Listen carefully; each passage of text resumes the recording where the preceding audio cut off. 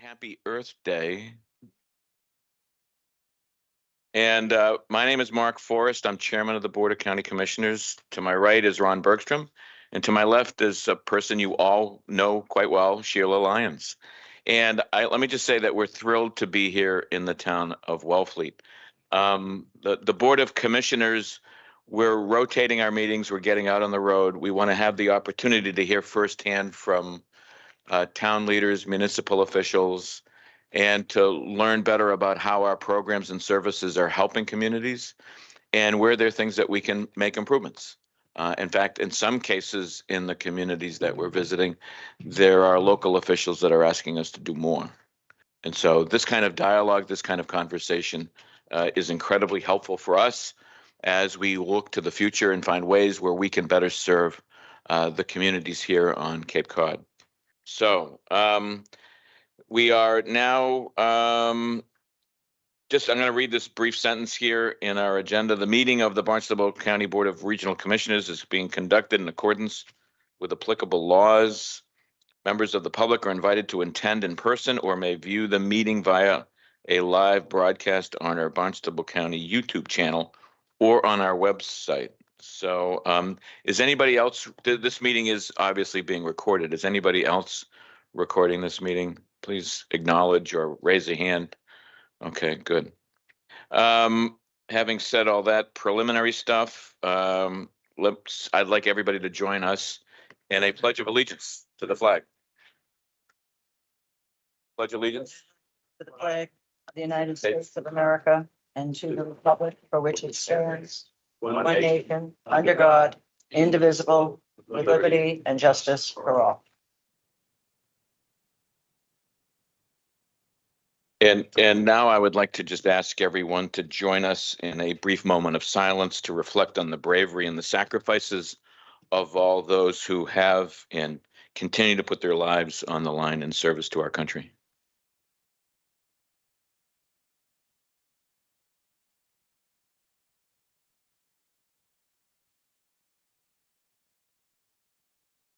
Thank you. The next item on our agenda is public comment. This is we have a podium and we have a mic, and I'm going to invite anybody from the public who would like to address the Board of Commissioners. It's fair game, whatever's on your mind, you can let loose right here. Okay, come on up. My name is Sharon Ruhlager. I'm a year-round resident of Wellfleet for 18 years, so still a Washashore.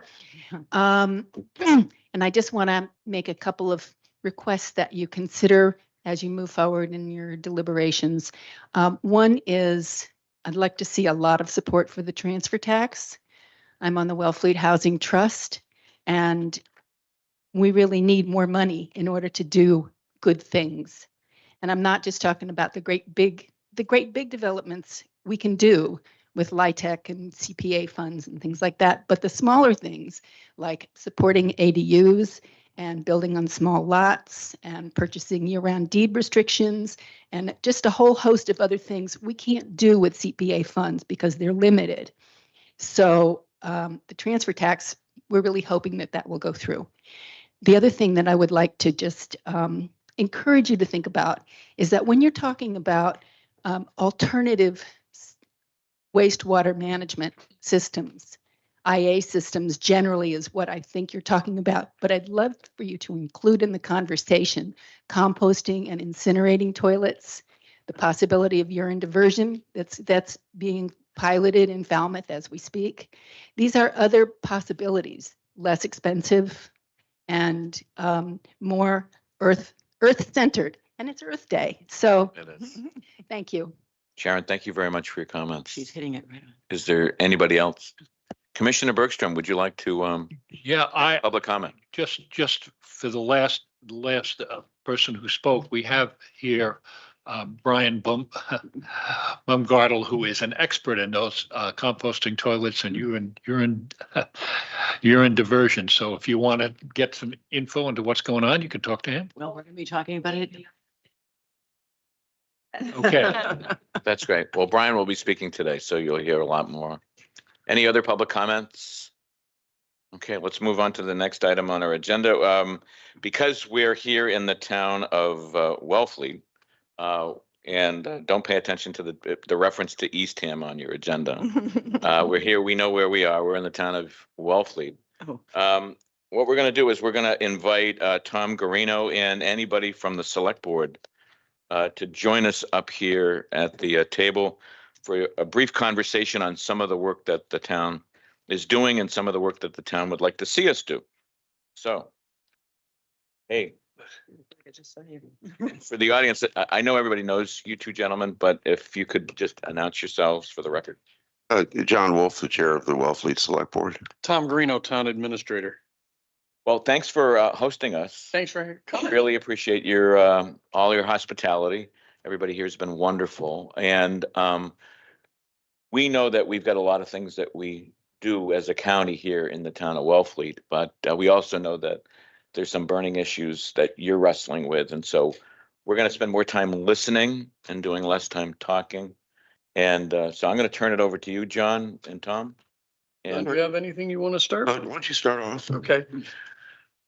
First of all, thank you for coming up to Wellfleet. It is appreciated. One of the things about the commissioners, we're lucky to have a commissioner here in town and on our select board, but even without that, the county is always responsive. Whenever I make a call to whatever department we have, I'm thankful for that. I'm also thankful for the rapid response that the county is able to provide us in emergency situations. The most recent being the icebreaker up in the harbor. We were in serious trouble. We undertook serious damage at our marina and our harbor this year. But the icebreaker came in and was very helpful. It was very much appreciated.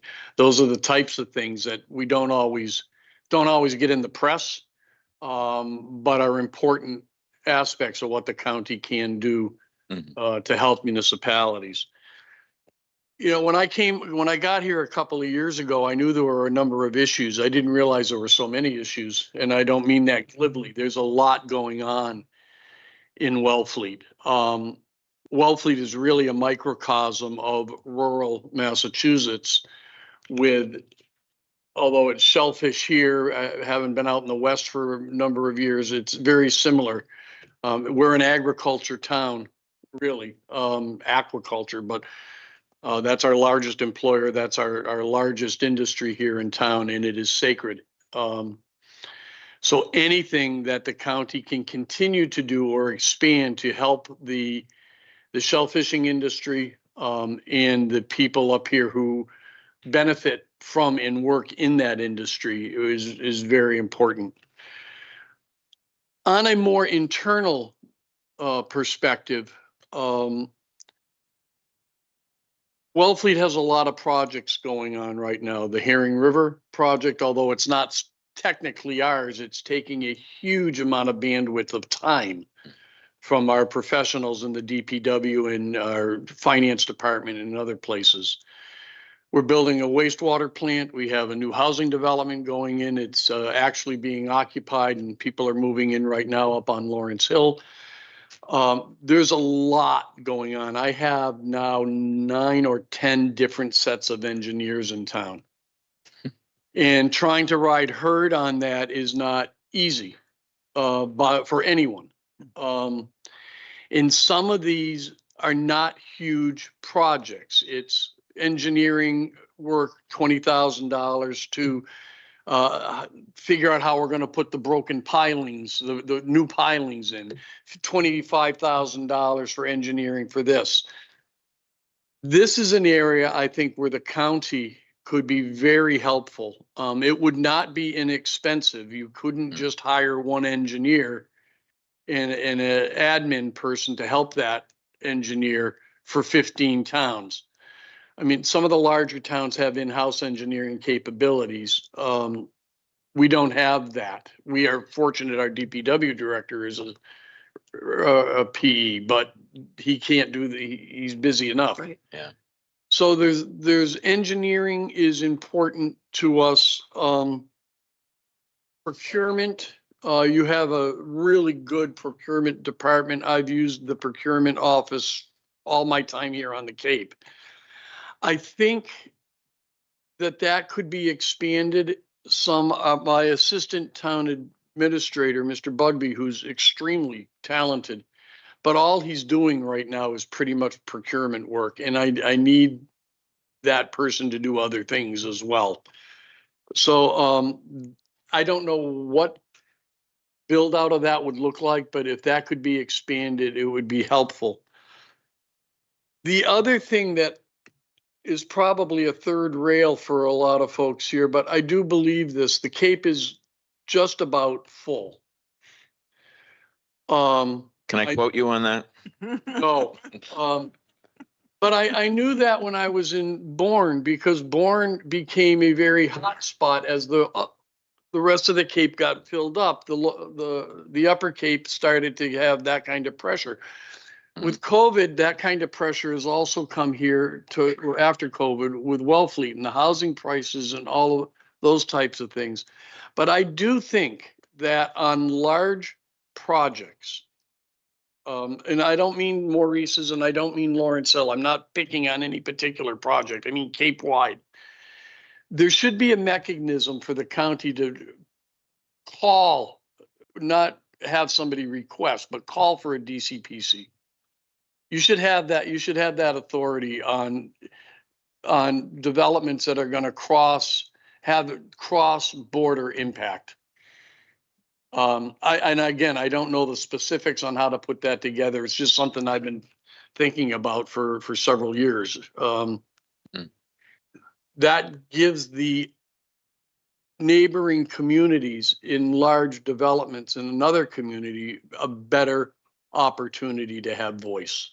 And that I think is important. Thanks, Tom.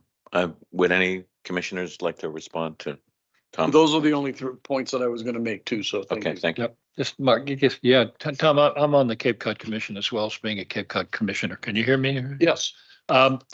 And I totally agree with you in that we should be able to look at some of the large projects and make some decisions as to whether they're compatible with the environment and the neighborhood and so on. I think that would take a act of the legislature to change the enabling legislation that created the commission, but that's not impossible. It could be done with enough support, I think, from the Cape to do that. But obviously, it's become an issue lately, not just here in Wellfleet, but throughout the Cape. Mm-hmm. So I hate to see neighbors fighting neighbors over these things. Then that's all I had today for the Thank you. commission. Commissioner Lyons. Again, thank you for coming here. No, I've often thought about the power of the DCPC, and I was speaking to a person at the commission probably a year ago, and we discussed, is it possible for the commissioners to call for a DCPC, which is basically a hold on development for a year for everyone to, it's called a district of DCPC, a district Critical planning planning. concern. planning concern, right? And so it is a tool that I think more and more people are looking at us to see if there is a power of exercise there to carry that out. So would it be helpful for us to maybe support some forums and workshops to help explain to people how the DCPC process works, how to seek a DCPC designation, what it means, and how to go about pursuing that? Do you think that might be helpful here in the town of Wellfleet? I don't know about specifically the town of Wellfleet. I wasn't being that specific in my Okay. comments. You just see the interest in this. I think it's Yeah. Cape wide is something that we should, I hear that. you might want to consider. Duly noted. Duly noted. Very good. John. Hi, again, I'm John Wolf, the chair of the Wellfleet Select Board. I just wanted to touch on maybe 3 points. First off, I've been, one of the things that comes up in discussions from time to time is it's usually referred to as regionalization. I like to, sometimes that word scares people. I think it's more appropriate to refer to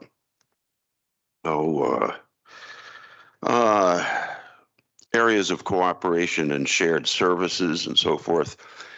So for some time, I've been working toward a meeting I had on April 16th with my fellow chairs of select boards of the Outer Cape towns, Eastham, Truro, and Provincetown. We had a very productive meeting. My goal was to explore the possibility of having quarterly meetings of all 4 select boards, or as it came out in the meeting, representatives from all 4 select boards, which is a little less unwieldy, to exactly focus on areas where we can share resources. Topics that came up, for instance, were given Wellfleet's fairly recent history of having to pull ourselves through a financial upheaval, as I'm sure we're all well aware. Finance directors, it's possible that we could share a resource of that sort. Our health departments could perhaps share resources. HR, IT, and dispatch services were other areas we discussed in our preliminary outreach. So I'm looking forward to developing that going forward. We're looking at possibly having a joint select board meeting, possibly in June. We discussed that possibility. We'll keep everybody posted. Can you invite us? We'd love to participate. Yes, certainly. Yeah. Certainly. Make sure that Michael Dutton is on your. We have an insider. I know. No, but Michael, our county administrator is a former town administrator, many years of service as a town manager. And he meets with the Cape Town managers monthly to go over precisely these issues. So by all means, we definitely want to participate. Let me just add that this is a message that we've heard in the other towns on the Cape. There's a desire for, and I applaud you for using the term collaboration or shared services, because that's the term that we've embraced as a county, finding ways where we can collaborate and share services. Sometimes regionalization, you're right, that term can kind of scare people because it means loss of control. But the approach that we have recently embarked on is a regional shared housing services initiative, which has been very strongly supported across the Cape. You will see that term regional shared housings or regional service agreements come up, intergovernmental agreements, intermunicipal agreements. So we're with you on that. We've embraced that philosophy, and we are now basically embarking on an exercise to identify the future services that we need to really start looking at. And it's interesting that you mentioned, Tom, procurement, because our administrator, Michael, has been telling us that procurement is definitely an area that we need to be spending more time and attention on. So go ahead. One other point, and I'm sorry I neglected it. We do participate with the IT services here, and they are phenomenal. Ryan and crew does just a phenomenal job for us, and I meant to mention that earlier and I didn't, and I apologize. No, that's great. No, we appreciate that. Thank you.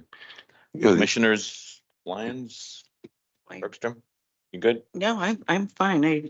John and I have talked, and I'm aware of his efforts here. And I was saying, I was first elected back in the dark ages. It was like the Outer Cape towns realized that there was a county, and they were doing just what they called themselves the committee of what was Sam Adams, the original. So correspondence of correspondence, and so anyway. There's as much as it sounds good, there was a lot of resistance then, but I think as time goes on and financial resources are less, especially for the smaller towns, there is a desire to see how we can share some of the burdens that are put on the smaller towns, the same as the larger towns, but we don't have the capacity.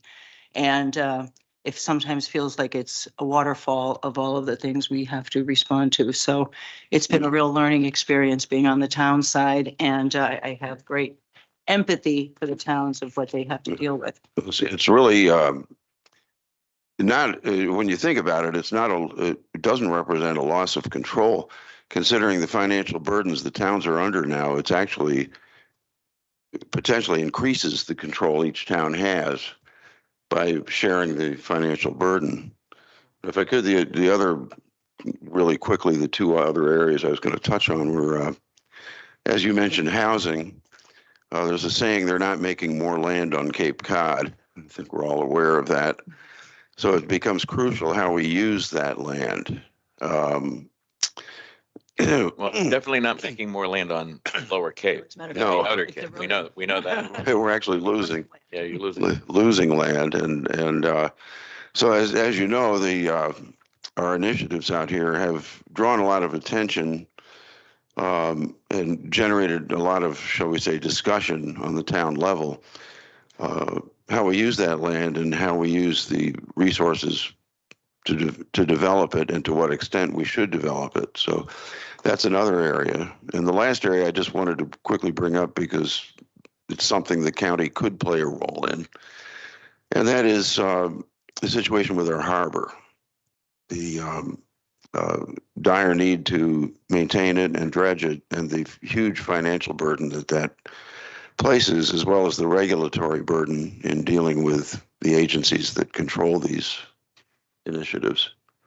Yeah, I appreciate you bringing that up. I think one of the things that we're learning today is that given the chaos in Washington, there are unfortunately more and more services that are being sort of left to us to figure out how to handle. And so clearly the need for more collaboration and working together is going to continue to grow. So thank you. Now, you're both welcome to stay with us, stay here at the table while we move on with our agenda. You have to go, you can't, I'm not sure what the. The next item on our agenda is under general business, and it's your comments, John, are very well said, because it's a nice segue into the next item. We've asked Andrew Gottlieb, the director of the Association to Preserve Cape Cod, to join us today on Earth Day to talk a little bit about this new initiative from the APCC on the Cape We Shape, and their efforts to increase our awareness and understanding of the need to do a better job in conserving our natural resources. So Andrew, thanks for being with us today. Yes. It's great to see you. Coming down. See you. Thank you for inviting me. Robin was right. It worked. So I'm here to speak to you about our latest campaign, Cape We Shape, and then happy to branch into any other conversation you want to have. Also, I'd be remiss being here in Wellfleet, not acknowledging the work that we're doing with Tom and the whole town to help support your freshwater continuation or freshwater pond monitoring in the absence of historic federal support for monitoring in the seashore. So very appreciative of the town stepping in and helping to bridge the financial gap and being able to provide that ongoing service in coordination with the great staff that remain at Park Service and the town. So, see if I can actually make this all work. Okay, so as a preface to what I'm going to talk about, what we're trying to do, I want to just sort of set the stage a little bit. Our perception as an organization of some of the problems that have arisen from the historic land use pattern and development that we've seen on Cape Cod. And the results are across the broad range. We got really poor water quality. 90% of our estuaries, more than a third of our ponds are exhibiting poor water quality on any given year basis.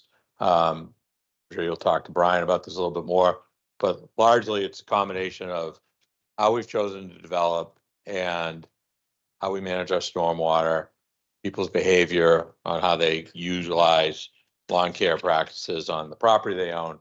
But the dominant feature of all this is the choices that we've made as a community and how we chose to address nutrient or septic systems. It's an environmental problem. It's also an economic problem. Touching on what the chair had to say a minute ago, living on the Cape is expensive. A lot of that expense is driven by cost of housing. Cost of housing is a direct result of some choices that we've made. And it ripples through all of our lives in multitude of fashions, not the least of which are challenges in labor. You feel it when you're hiring locally. I feel it as an employer. You feel it as employers. We're all aware of the stories that we get told by our friends in the business community that it's harder to attract people, and that diminishes the overall economic output of the community. Way we've developed has broken up our natural landscape. It's had impacts on our water supply, current and future, and it has created threats to species diversity. 132 rare, endangered, and threatened species that call Cape Cod home for at least a portion of their life cycle. They rely on large undeveloped tracts in order to be able of land in order to be able to support and maintain themselves. How we've broken up the landscape has provided an additional challenge to their survival, given all the other things that are going on with changes in climate.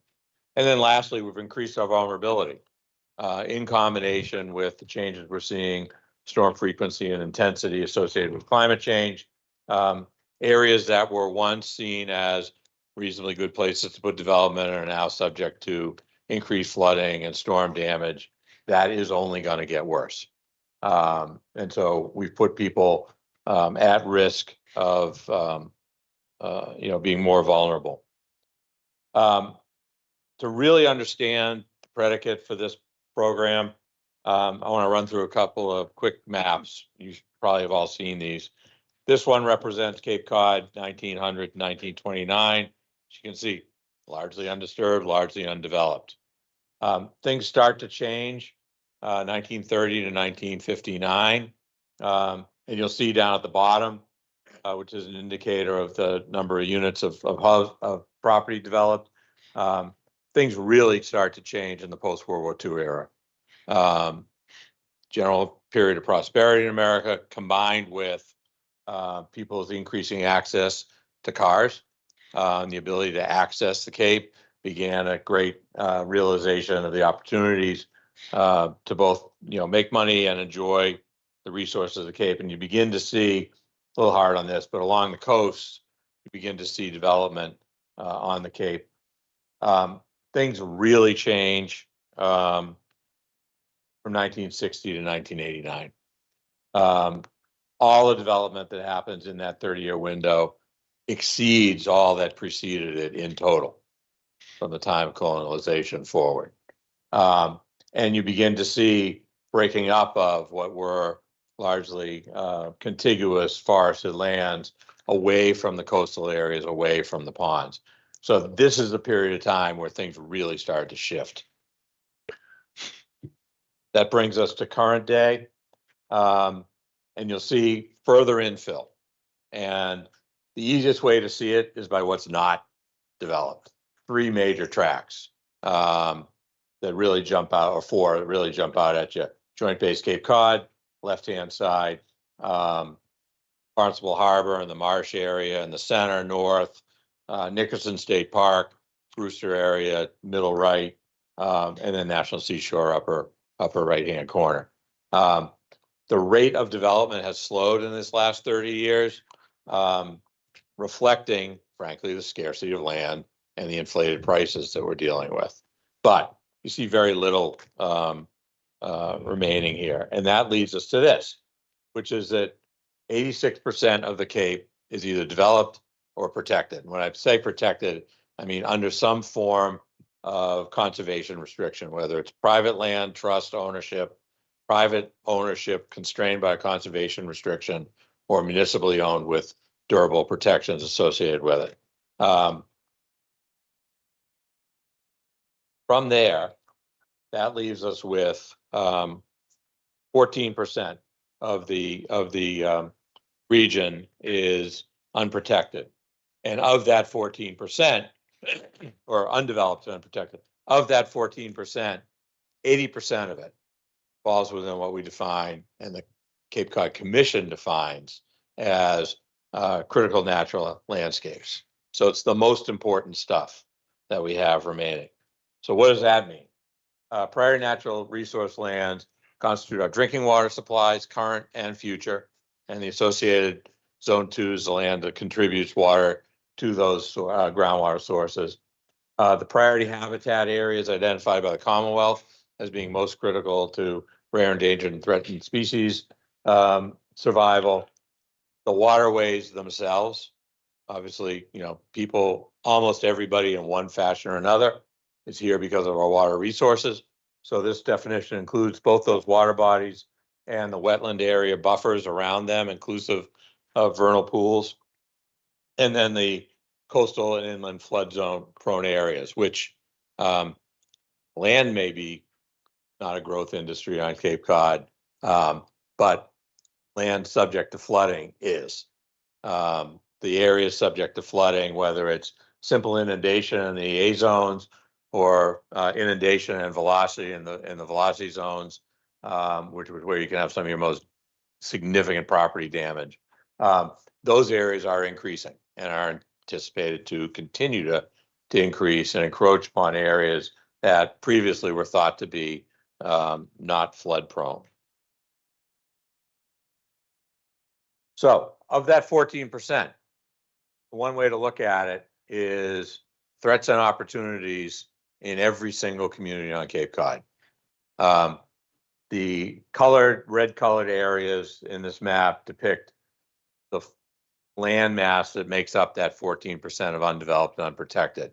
And what your takeaway from this ought to be is that there is a piece of land that the future of which is undetermined, whether it should be protected or whether it will be developed, that constitutes one of those priority areas in every town, near your house, near your workplace, near someplace that you value in your association with what's important to you on Cape Cod.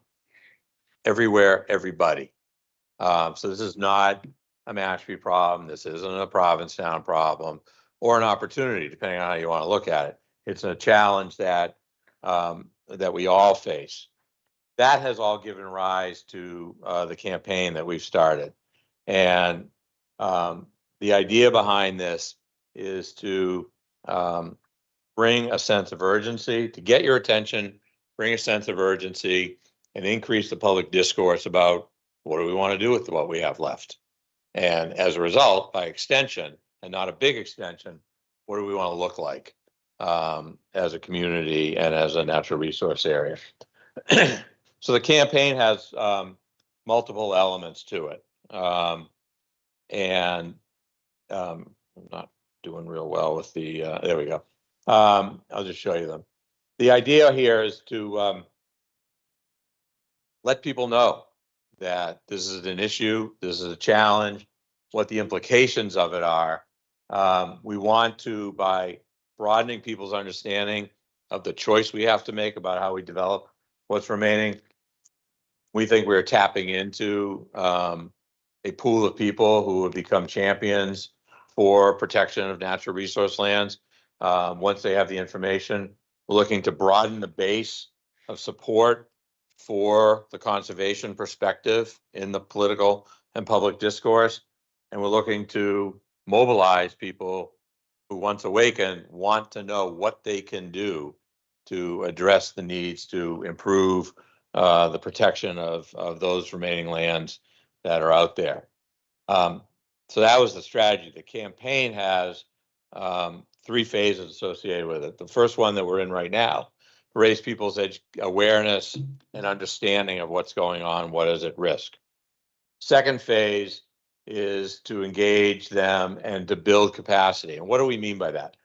Essentially mean we are going to be rolling out this spring and summer a series of modules of education that let people understand and try to educate them on how to interact with how town government works, how municipal government works, to some extent how the state and federal governments work, to the degree that that can be explained concisely, and how they can then engage effectively as engaged, responsible, constructive partners in self-governance to elevate and make a difference on the issues of increased land protection.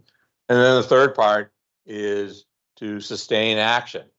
We're creating these entities called Team SOSs. The idea behind them is to have one in each one of the 15 towns. Envision this being a town-based campaign that we support on a regional level, but which we don't use to impose on any one of the individual organically formed teams what the priorities that they want to address are. We're going to provide them information about the lands that are vulnerable in their community. We're going to provide them information about how to engage constructively with town leaders to bring this issue to the fore. We're going to educate them on how to behave as a sustainable political actor. And in doing so, that means understand how finances work at the municipal level, understand how to petition things in at town meeting, understand how to engage their select boards in constructive conversations about how and where to be directing CPC money, other town funding sources, so that we have sustained political action and people that are locally based that will be able to bring this whole thing forward. We have a resource page. It's the capeweshape.org. And that is the place where people can go and look at the strategy piece as we begin to further populate the resource pages. We'll be having these online modules that'll explain to them, as I said, the various elements of how we perceive and explain town government, how we perceive and explain county government, and how we suggest that people interact with them. So it's an ongoing resource that's available to them. For us as an organization, we've been around almost 60 years. We've worked on, through multiple executive directors, multiple staff. We've worked on water quality, land use, restoration. Other stuff as it's come up, but those have been core elements of the work that we do as an organization. We pride ourselves in being a long haul player and taking positions and postures and interacting with our membership and our broader community that we're trying to influence in ways that's sustainable and reasonable. And as such, we're making a very clear long-term commitment to this campaign. This isn't a flash in the pan, 1 year done, and next year it's going to be something else. We've built in commitments in the way we're operating and the way we're allocating our funding resources to be able to support this initiative and support the teams that we're looking to develop over the long haul. And then lastly, where people can find more information, the capeweshape.org. If you're interested in joining any one of these teams and being tied into our weekly updates, people can email us at teamsos@apcc.org. And then obviously we have the range of social media. But as you can see from the signs and the handouts and all that, we're viewing this very much as a political campaign. It's a political campaign that is intended to make a full-throated, unapologetic case why land conservation is critically important. It's not necessarily on the front end of the conversation more important than absolutely everything else, but it should have an equal standing at the table when we're talking about housing, we're talking about economic development, talking about wastewater management options. We also ought to be talking about what do we do about the stuff that needs to be protected and how we're going to protect it, so that all the other stuff we're doing on other fronts is not undermined by further degradation of critical natural resources that provide us clean water, that provide buffers for water quality, and that we don't lose those lands that we're counting on to allow the improvements to be made that we're seeing people do in wastewater now. We don't want to develop the critical lands in a way that sets us back either to where we started when we first started dealing with wastewater management or even further back from that. So there's a lot of nuance, and we understand there's a lot of nuance about how this intersects with other priority public discussions that are happening. We think that as a broader community, we can walk and chew gum at the same time. We can promote the importance and talk about the importance of land protection without it being, say, well, we can't do any of the other stuff. But you can't do the other stuff without thinking about this too. Right. And that's really what we're bringing to the fore here. So that when we're having these public trade-off conversations, because everything's a trade-off, the issue and the priority and the understanding of natural resource protection is at the place it needs to be, so that it's an even playing field. We're having a level and informed conversation that lets us make better public policy decisions about where and how to invest our limited resources as a broad community. That's what this is about. People can talk about it being anti this or anti that. You can make it that if you want to. Mhm. It's not what it is for us. What it is for us is talking about that which needs to be talked about, which is environmental protection. And then we can have a even conversation about where we trade off protection versus future development. So with that, stop. Happy to. Very good, entertain any Andrew. Thank questions. you. Commissioner Lyons? Thanks. You know, you're talking about a lot of things that I bring up at our commissioners' meetings, and I try to bring up here, and everyone in the room knows that I am very concerned about our resources, our water resources. We're having more people here. I was trying to find, and you can see it in at the county level. You know, in 1985, the population here was 2,002 people, and it would gain about 15,000 about in the summer. And all those people went home, and everything was able to recharge. And the amount of rainfall and snowfall was twice, 3 times of what it is today. So our lenses, and I'm trying to make this argument when I'm talking to people about, because there is a big push to keep developing. And what you hear is people have a right. First, it started with, we need to keep our children here. We need them to be able to stay. Then it was, we need people to work here. And now it's, everybody has a right to be there. I mean, don't you, you're the last one here, you're going to close the door. I hear that a lot. And that's not what I'm saying. And I've said to people, I feel guilty sometimes being here all year, taking those resources, because especially out here, it is a sensitive, fragile area. And we can see that just by the dynamic of storms and what it does. So when you have the situation of people pushing the rights of others to have what they want, and people versus the environment, to me, the environment has other benefits. There's mental health benefits. There's benefits just to be here and refresh yourself and be able to go home after a vacation. If we develop everything, the Outer Cape especially is a tourist-based economy. We are not a year-round economy, and we're not going to be able to make it a year-round economy, no matter how much we want to make it a year-round economy. So if you build it, what brings people here is the natural setting. And if you keep bringing people here, that natural setting goes. So where is the economy? And this is, we have to think about what are the long-term consequences of our desire to help people. And it is a natural, for those who are saying affordable housing, workforce housing, that's all very good intentions. And I support that intuitively and emotionally. But what is the reality of what we can do? The Blash House is an example of, just because you can build it doesn't mean you should.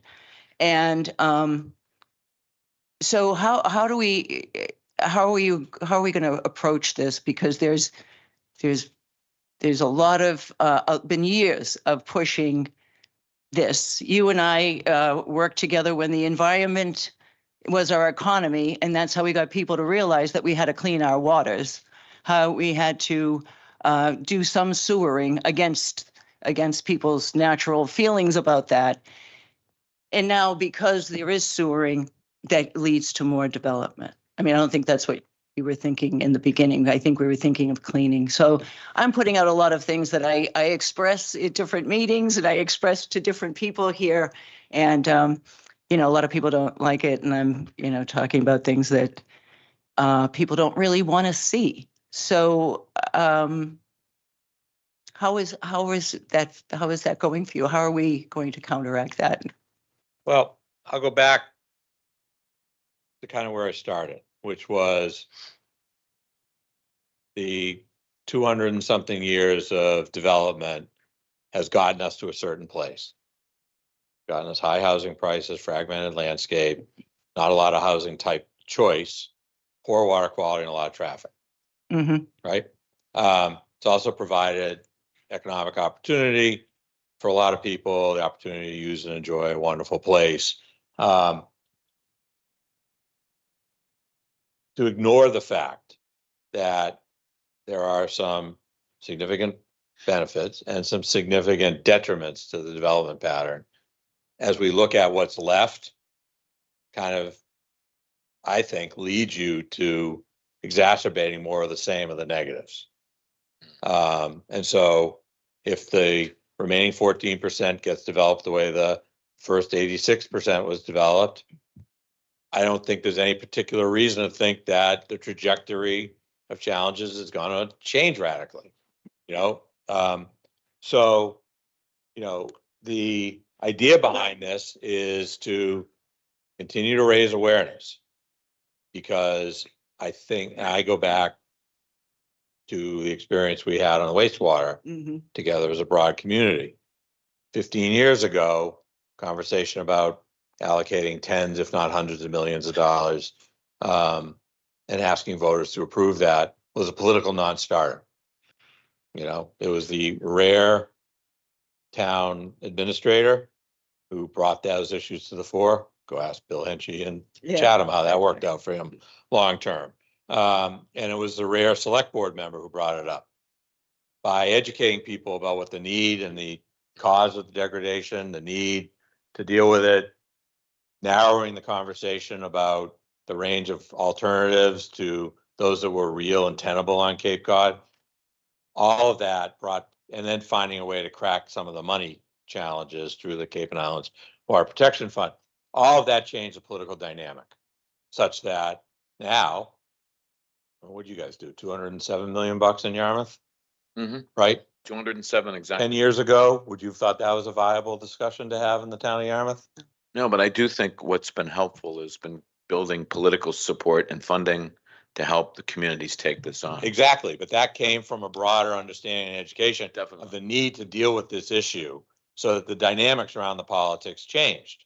And so it became possible to have a mature conversation with your voters about, this is what we think we need to do. These are alternative ways to do it.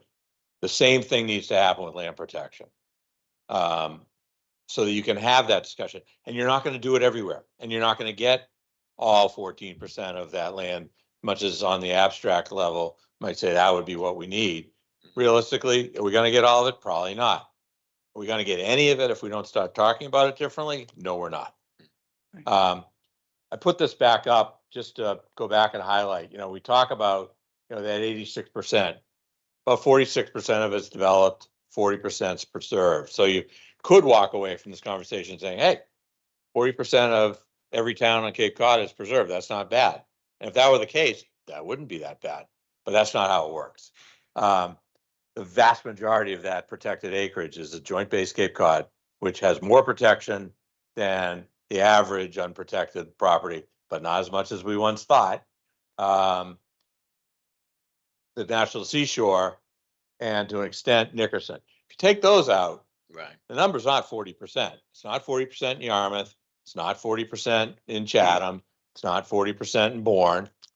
It probably is 40% or more in Wellfleet, Eastham, Truro, and Provincetown, which is why we're having this conversation rooted with teams that are locally based, because the priorities are going to be different.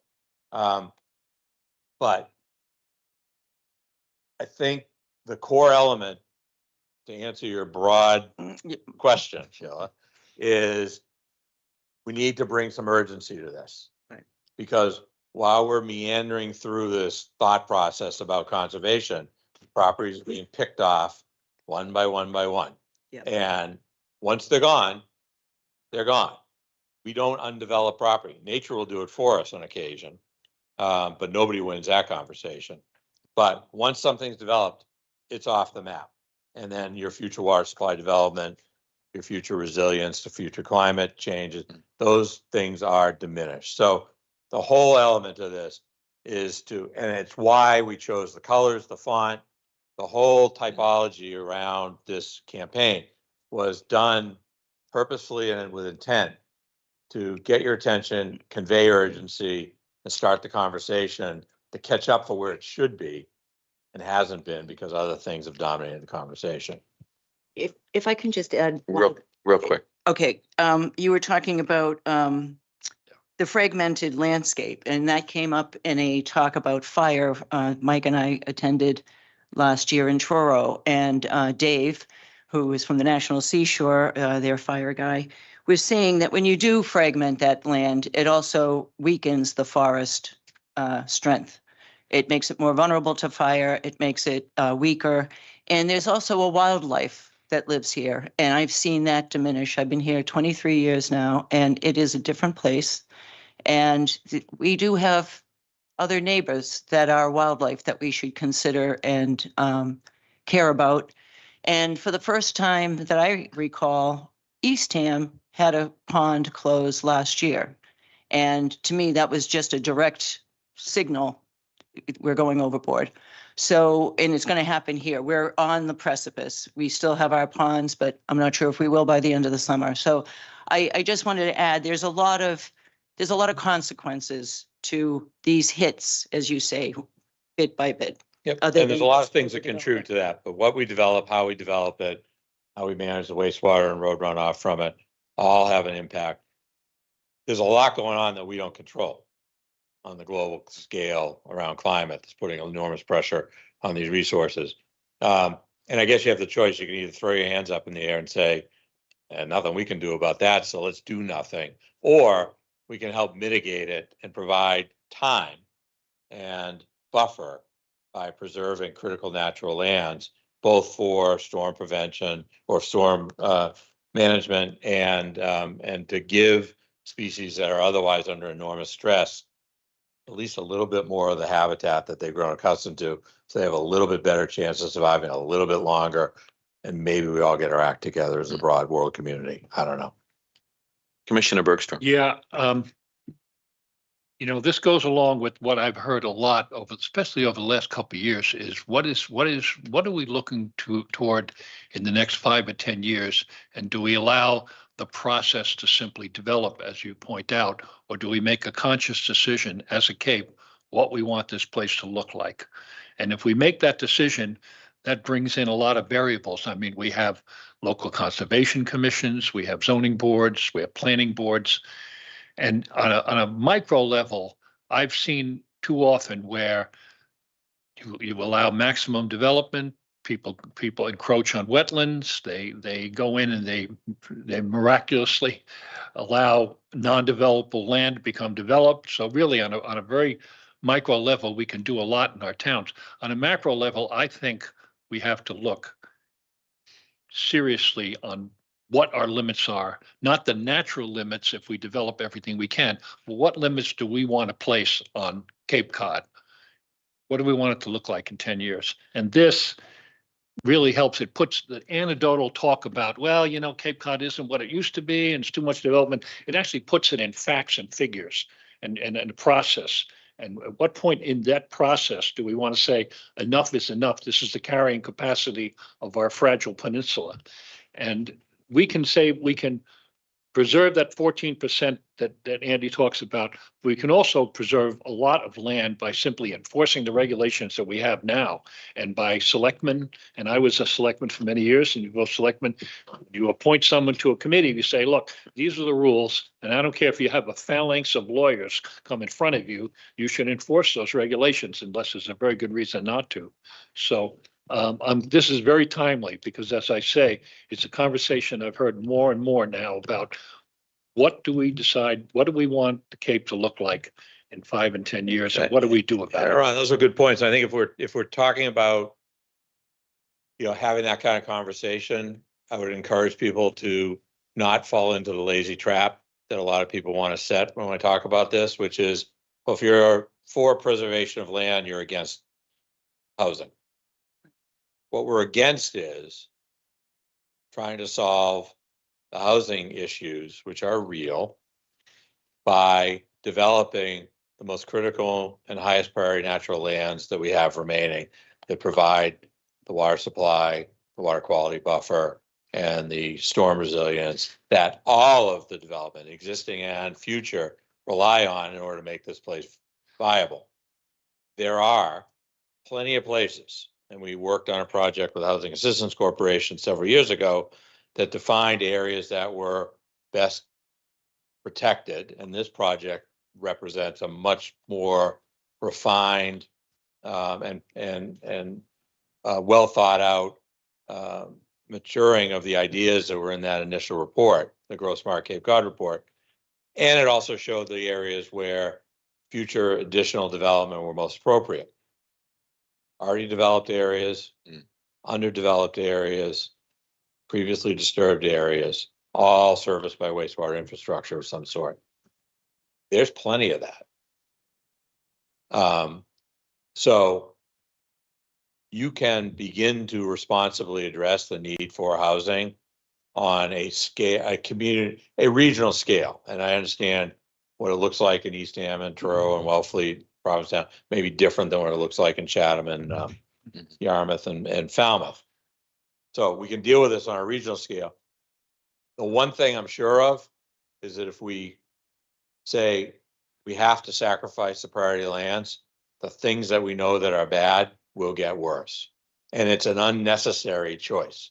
It's lazy, it's wrong, and it just wants to just bulldoze over, pardon the pun, bulldoze over the conversation about the nuance about where you're going to do this, because the truth is that the market is driving high-priced housing that doesn't address the needs of most working people on Cape Cod. That's what the private development community wants to do. That's where the money is, and that solves nobody's problem. It doesn't solve the affordable housing community's problem. It certainly doesn't solve our environmental problems, and it does nothing but exacerbate all the negatives that we see now. So why do we want to go down that road? And so this whole false dichotomy of, oh, this is bad, they're opposed to housing, let's shut that conversation down, is wrong, it's lazy, and I would really encourage people not to take the bait on it, because it distracts from the real issues that we have to decide as a community. Very good. I don't know how we end this conversation on a happy note. But John, did you have? Yeah. My happy closing part.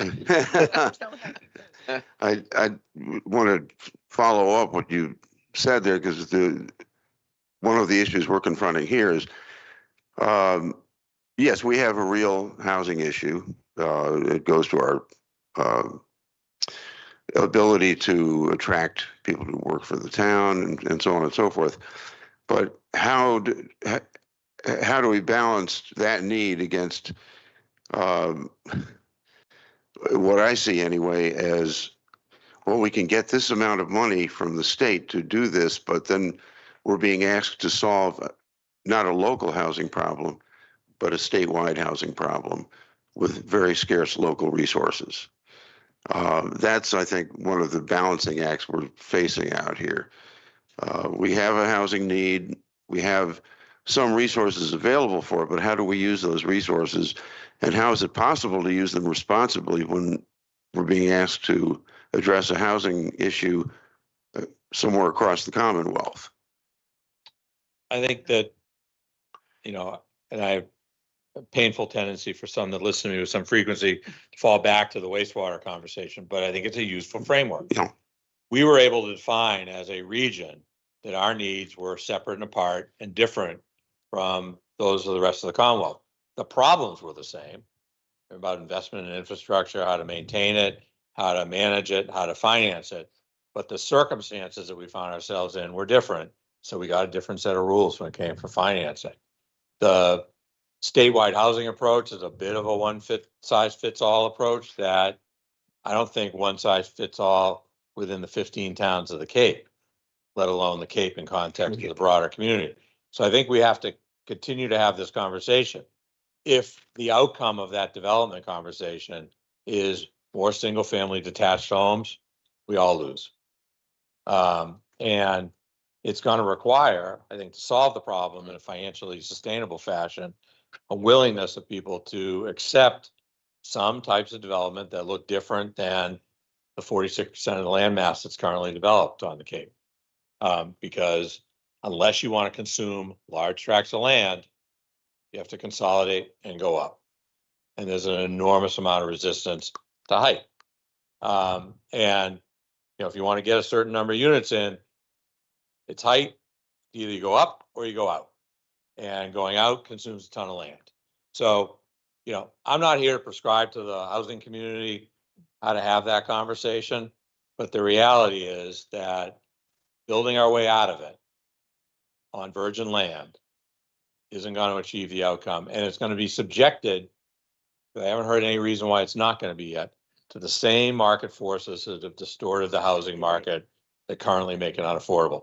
So why feed the beast, whose hunger is insatiable, to give it more of what it already has and expect that the economics are going to be any different? I think we've talked about as an organization through a number of discussions at the county level with the commission on the housing production plan, that one element that's missing is having a regional entity whose job it is to identify, find, and secure public interest in existing, for lack of a term, starter homes that can then become deed restricted affordable, because that keeps things that are already built, that already fit into your community character, that have zero additional incremental environmental impact, attainable to the community that you're trying to support locally, that feeds your schools, your local economy. Like, we don't have that. That's an unreasonable thing to expect from any one town to be able to do it. It's a perfect thing for a county government to be thinking about. There are models out there.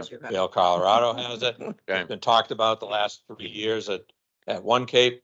It's a model that's sitting right there that I think we all collectively need to grab so that we can begin to address that. If it's a one-off, town of Wellfleet's responsibility to solve your 351% of the state's problem, you're not going to get there. It's not because you're bad. You can't. That's why we banded together as a region to deal with wastewater, because there's a bunch of one-offs. We were never going to get there. We're never going to get there on money. It's the same thing's true on housing. And we should just like wake up and have a grown-up conversation about it. Andrew, thank you very much. Thank you. Yes, thank you. Appreciate Andy. your being here. Happy Earth Day. Yes, Thank happy you as well. Earth Day. All right. Protect it. Go ahead. You can applaud. All right. We're going to move on here with the rest of our agenda. Next up is an update from Brian Baumgartel concerning our clean water center and some of the great work going on there. Brian? Yes, this up. There we go. Goes way. It goes way up if you need it. Yeah. There we go. All right. Good morning. That's a hard act to follow. So my name is Brian Baumgartel, Director of our Barnstable County's Clean Water Center. We have a number of programs that I'm going to talk about, which are in the area of wastewater. And much like Andrew, I'm going to start my discussion with backing up in time. I'm not going to quite go back to 1900. I'm going to go back to about 2015 or so, when the 208 plan came out. And we all celebrated this new document that we had that gave us this menu of options that we could select in our towns to address the wastewater issue. And at that time, there had been a report that had come out from the commission that placed the cost of sewering for our entire region at $4.2 to $6.2 billion, right? That's why we said we need to do something different than just sewer everything, right? And that report then went through and looked at all the options. The commission did a lot of work on that. And they brought that number down to somewhere around 2.0 to $3.8 billion for the Cape to address its wastewater problems. By utilizing a hybridized approach of centralized sewering, advanced on-site wastewater technologies, composting toilets, permeable reactive barriers, shellfish, et cetera. Well, here we are, we're standing here in 2026, and we all know that inflation has been rather high lately, right? We're all familiar with the consumer price index. It's running about 3% right now. When we're talking about construction of these large infrastructure projects, we need to talk about what's called the construction price index, which runs more like 8 to 10%. And at some points during the peak of COVID, it was more like 20-something%. So if you apply that basic factor to the numbers I just gave you, so that original estimate of 4.2 to 6.2 of sewering everything on Cape Cod now becomes 6.2 to 9.2 billion. And the hybridized approach becomes 2.8 to 5.4 billion dollars. So obviously, we've made a lot of progress on sewering, right? A lot of the towns have moved forward with their sewer plans because that's the technology that functions best in most of the areas that we really need to focus on at first. I'm not going to talk mostly about how sewering works. I'm going to talk about innovative alternative septic systems. We call them IAs. I'd really like to abandon that term because they're not really innovative or alternative at this point. They're just advanced technologies, right? So I'm going to call them advanced technologies, on-site technologies. I'm also going to talk a little bit about eco-sanitation, which at the beginning we talked a little bit about. So I'm going to address that right away from the county. There you go, your county at work. So what is an IA system? Just to give everybody here a sense of what that is, it's like a Title V standard septic system that's really designed to address a specific contaminant of concern. If you rewind back to that, 2015 or before, most of the IA technologies were really there to address different types of issues, BOD, TSS reduction, to try to work with lots that were small or had high groundwater issues. Some of them removed nitrogen, and that nitrogen removal wasn't that great. So they were kind of looked at as this sort of, well, we're going to sewer, but these could also maybe be somewhere in the plan. We're just not sure yet, 15 years ago. Those technologies have really advanced since then. And because the on-site wastewater industry has really been recognized that they are going to be left out of a sizable market, they've started to develop products that are more tuned into contaminants that are needed really across the country. I mean, this is Cape Cod. We like to, we are all a unique place. We all like to go around and enjoy our environment, right? But Cape Cod is really one of many areas across the country that face similar problems, right? As I was sitting here just a minute ago, I was looking a picture from my last family trip to St. Simons in Georgia. Very similar situation. It's an island that is tourist driven and has faced wastewater issues as well, right? So these are not isolated problems in the country. So these companies have really been working toward, well, how do we prevent ourselves from being left out of that market? And that market right now is dictating we need nitrogen removal, right? To help address the bays and estuaries in Cape Cod and really across the country. Suffolk County, Long Island, in New York, Hawaii, down in Florida. You can look basically anywhere there's a coastal area, this is a problem, right? So these IA systems, these advanced technologies have come along that are really set up to deal with these contaminants that have become more evident in recent years as being a problem. So I want to give you a little bit of a technology update here to start. And I'm just going to kind of do that in the form of frequently asked questions. So number one frequently asked question that we get with this is, do they work? So based on what I just told you, we're kind of getting specialized systems that address contaminants as they've become more obvious. Do they work is really contextual. So if you're looking at nitrogen reduction, the newer technologies that we have do work, right? So the reductions we're seeing from those systems are 80 to 90% or better. And we're getting more of those technologies developed all the time. There's a little bit of lag in technology development, but those will start coming online within the next probably 5 years or so. How much do they cost? This is always the big one, right? We put the average cost of fully replacing a septic system about $50,000. And that's borne out by some data I'm going to give you from our Aquafund program in a minute. So if you have to replace your septic tank, your leach field, put in an IA technology, the average cost, and I know there are always anecdotes of somebody who spent way more than that, right? The average cost Cape-wide is about $50,000. And there's a bit of a regional sort of tweak to that. So out here on Wellfleet, you're probably going to see higher numbers because you have less contractors, less access to materials and supplies. They need to be trucked here. So that tends to push costs up in this area versus, say, Bourne, which is probably on the lower end of things, right? What about seasonal use? Seasonal use is a question that comes up really frequently. And what I say in terms of that is it's not really a seasonal use performance issue. It's really, you need to reframe that in terms of infrastructure. If you're rolling out hundreds of IA systems to address a specific contaminant like nitrogen, right? You're rolling them out, whether it's a seasonal use property or a full year-round use property, right? You're not going to differentiate between the two. If you're installing a sewer, you don't say, well, you're seasonal, you don't have to connect, right? You're seasonal, you don't have to. Oh, you're full-time, you have to connect. You have to address it as a infrastructure problem because you never know, maybe that becomes a full-time home. Maybe that stays seasonal for a while. Maybe this switches to seasonal. So the seasonal use question is really a little bit of a red herring in that it's really an infrastructure problem and not a performance problem. What about phosphorus reduction? Well, there are technologies which are designed for phosphorus reduction.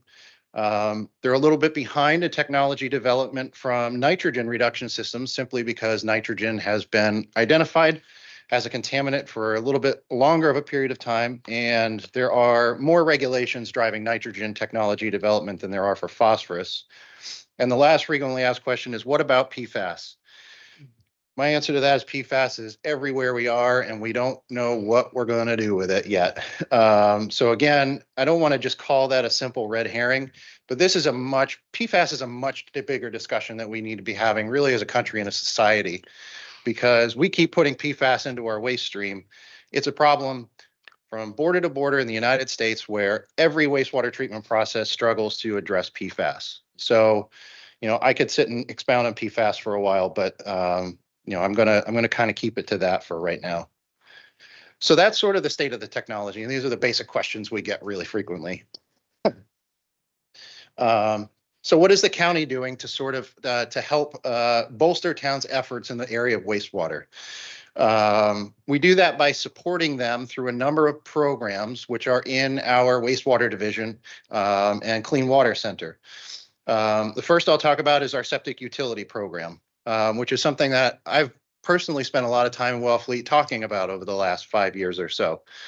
My staff and I have probably spent hundreds of hours actually talking with town staff over the last several years about what's called a responsible management entity program.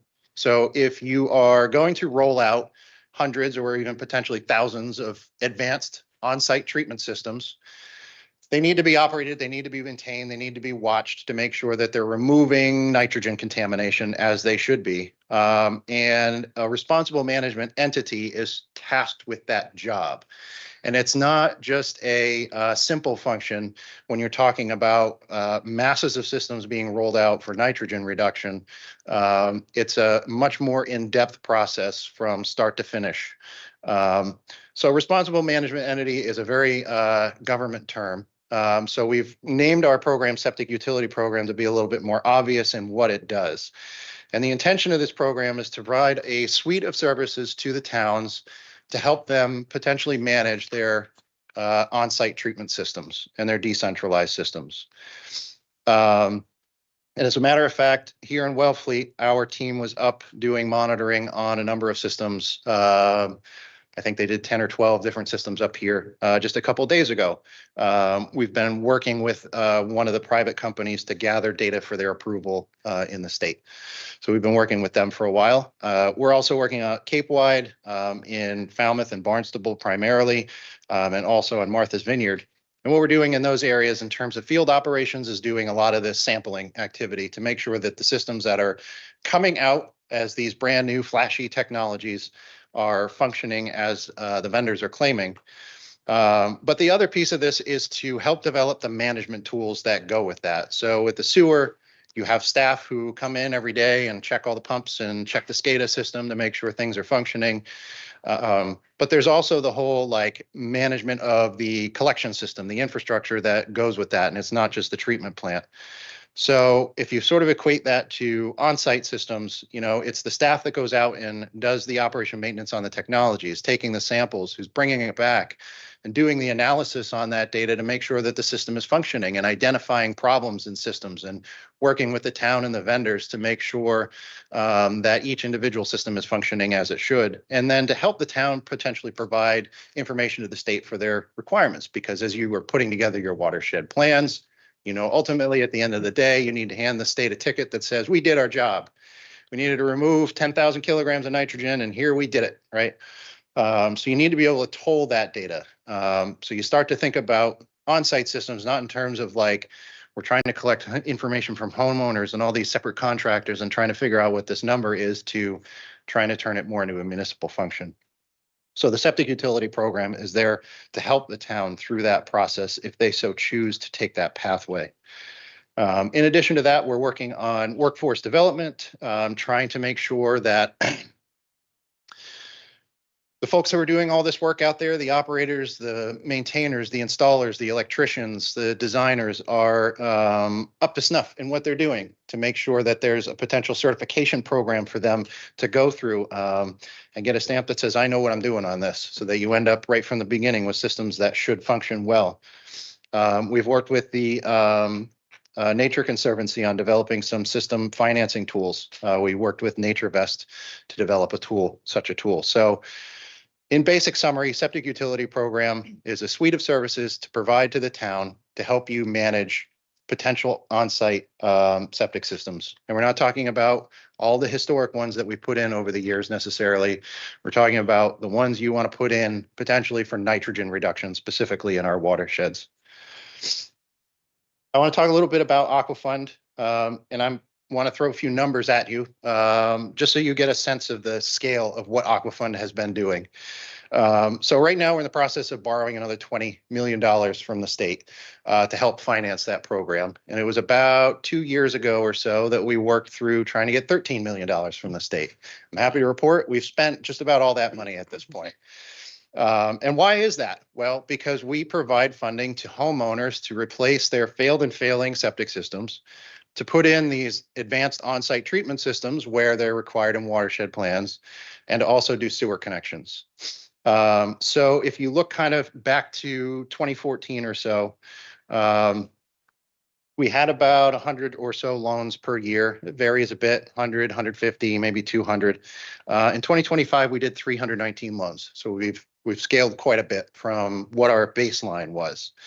And a lot of that has been driven by sewer connections from the towns, because as you finish the phases, you got to get that last little chunk of pipe from house to sewer. In terms of costs for our loans, we've seen an increase. So I talked about that rate of inflation at the beginning, looking at construction price index, right? Pre-2014, the average loan was about $11,000. After 2014, and particularly through COVID, we saw a rapid incline in that, and we're seeing an average of about $23,000 now for a loan. So we're seeing that in our Aquafund data. The number of sewer connections have increased dramatically from we were averaging about 20 a year because there was very limited sewer. In 2025, we did 178, and we're well on pace to beat that this year. The average cost for a sewer connection right now, and this number I'll give is just as a reminder, is only the cost of that pipe from house to street, right? Not talking about the cost of the infrastructure, running that big pipe down the street, just that little piece. In 2023, our average was about 12,000. In 2025, we've actually seen that number come down a little bit, down to about 10,000, which is, I think, a positive sign. And we're seeing economies of scale here at play because there's a lot of competition amongst contractors. If you drive down any street that recently got sewer, you'll see Bob's contracting and Joe's contracting and Dan's contract. Like, they all have their signs out. They're all trying to get these houses lined up because really sewer connections are pretty turnkey for them. In terms of IA systems, I gave you $50,000. That's the average we're seeing through Aquafund, as well as all the other data that we collect. And then looking at standard Title V systems, pre-2017, about a $12,000 average. 2024 to 25 data puts it about 24.5. So we've seen a significant increase in those costs as well. The volume of standard Title V systems is fairly stable, but the overall trend is going kind of down in terms of numbers of standard systems going in, which I think is a good thing. So the basic takeaway here is, the county is providing Aquafund as a resource for homeowners to replace not only their failed septic systems, but to also support the towns in their wastewater infrastructure rollout. And I think we're having a tremendous amount of success in that regard in helping people do that last little, not the last mile, but maybe the last 100 feet of pipe going to those homes. So those are the major programs I wanted to talk about today and give you some updates on. But I'm totally open to answering any questions anybody might have about the other programs that we run or any of this data as well.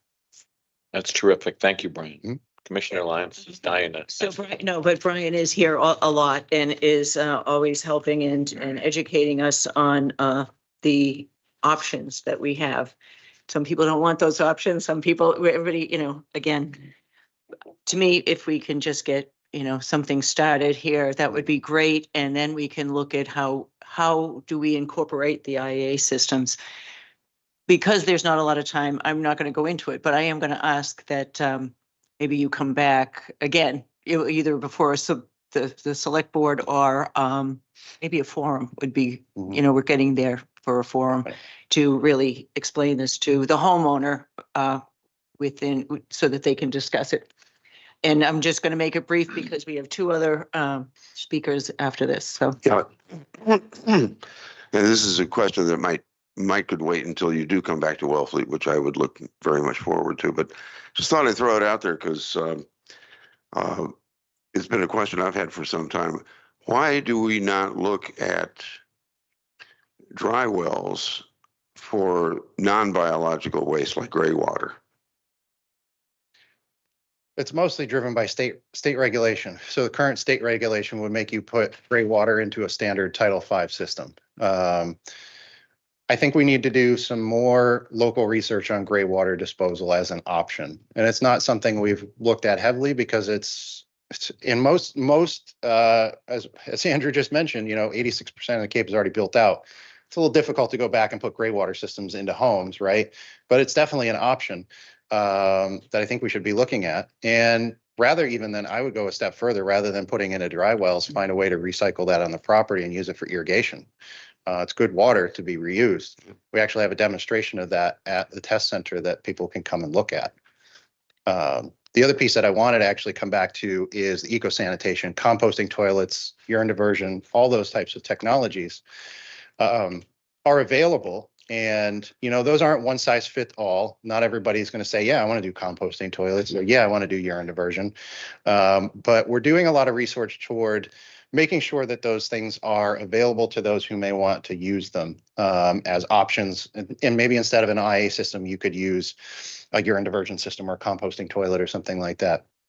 And again, at MassTC at the test center, we have demonstrations of composting toilets that people can actually come and see and look and figure out how it functions and understand better how those things work.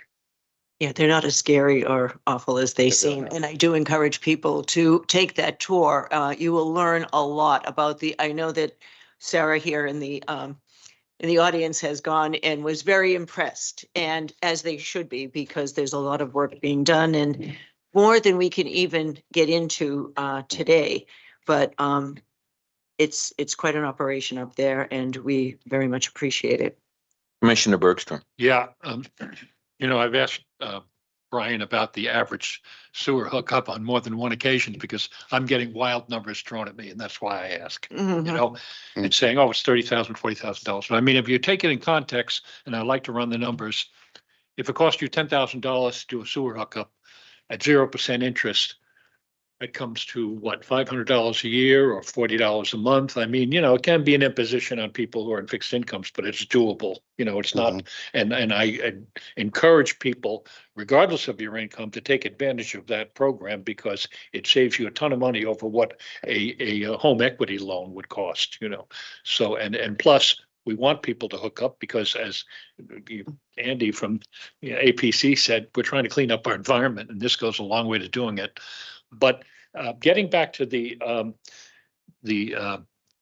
innovative alternative systems, what is the trigger that causes people to install these systems? I mean, most of the people out there around here, they have Title V systems, had them for many years.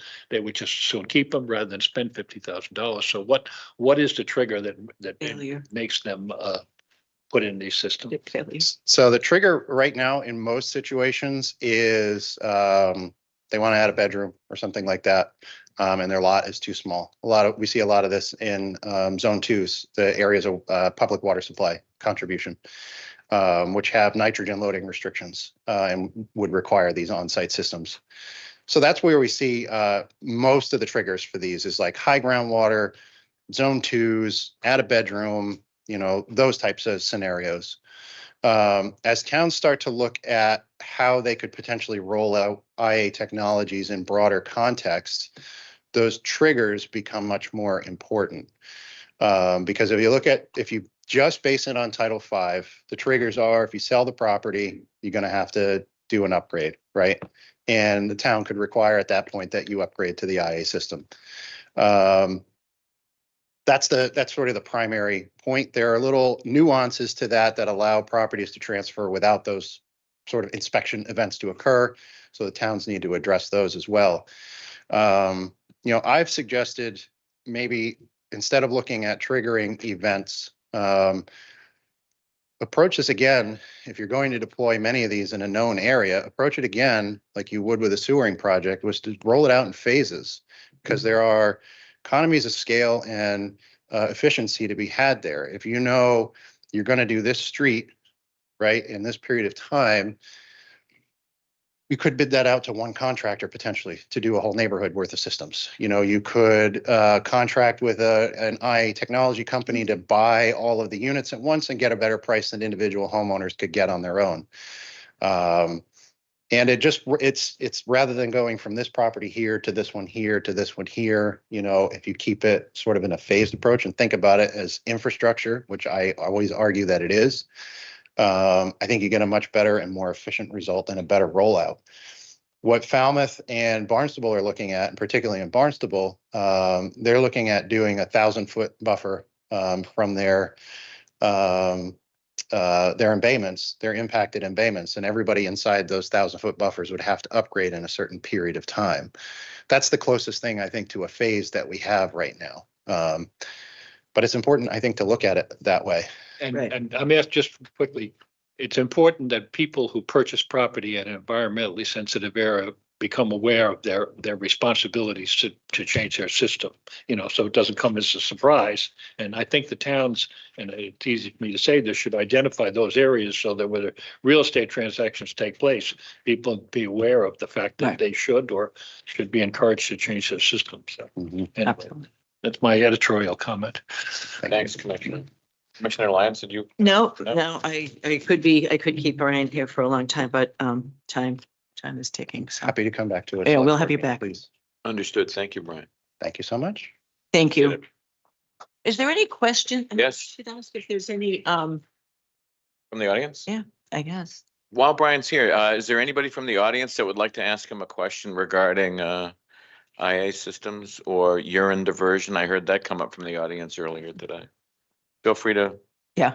Matt Patrick. Generally, this is only on Cape Cod are you going to get someone want to talk about urine diversion.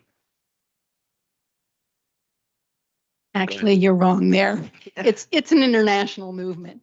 And Really? yes, it is. And Wow. like there's places in Paris, large buildings that are all urine diversion. And there's also universities in the Midwest, all their dorms are urine diverting. So this is not like a pie in the sky.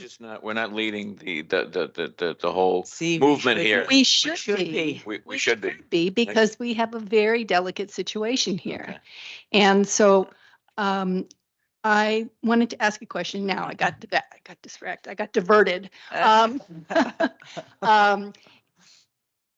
would like to see like the Aqua Fund perhaps also supporting composting toilets, for example, as an alternative. And there's always been some questions also about if you have a house and you put in an IA system and the town sewer goes past you, that you'd be required then to still hook up to the sewer.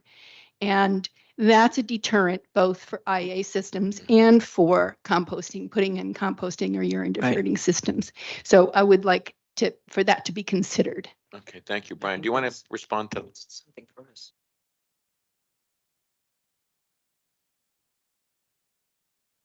I can answer a bit of the first question. So composting toilets, are applicable for Aqua Fund loans if your system has failed and you design it with a composting unit in it. Only if it's failed. There is a piece of legislation that was put through, and I think it was 2023. I think it came from, it was on the House side, not federal level, but state level, that would have allowed voluntary upgrades of systems to be eligible for Aqua Fund loans. That made it through the House. I understand the Senate never took it up.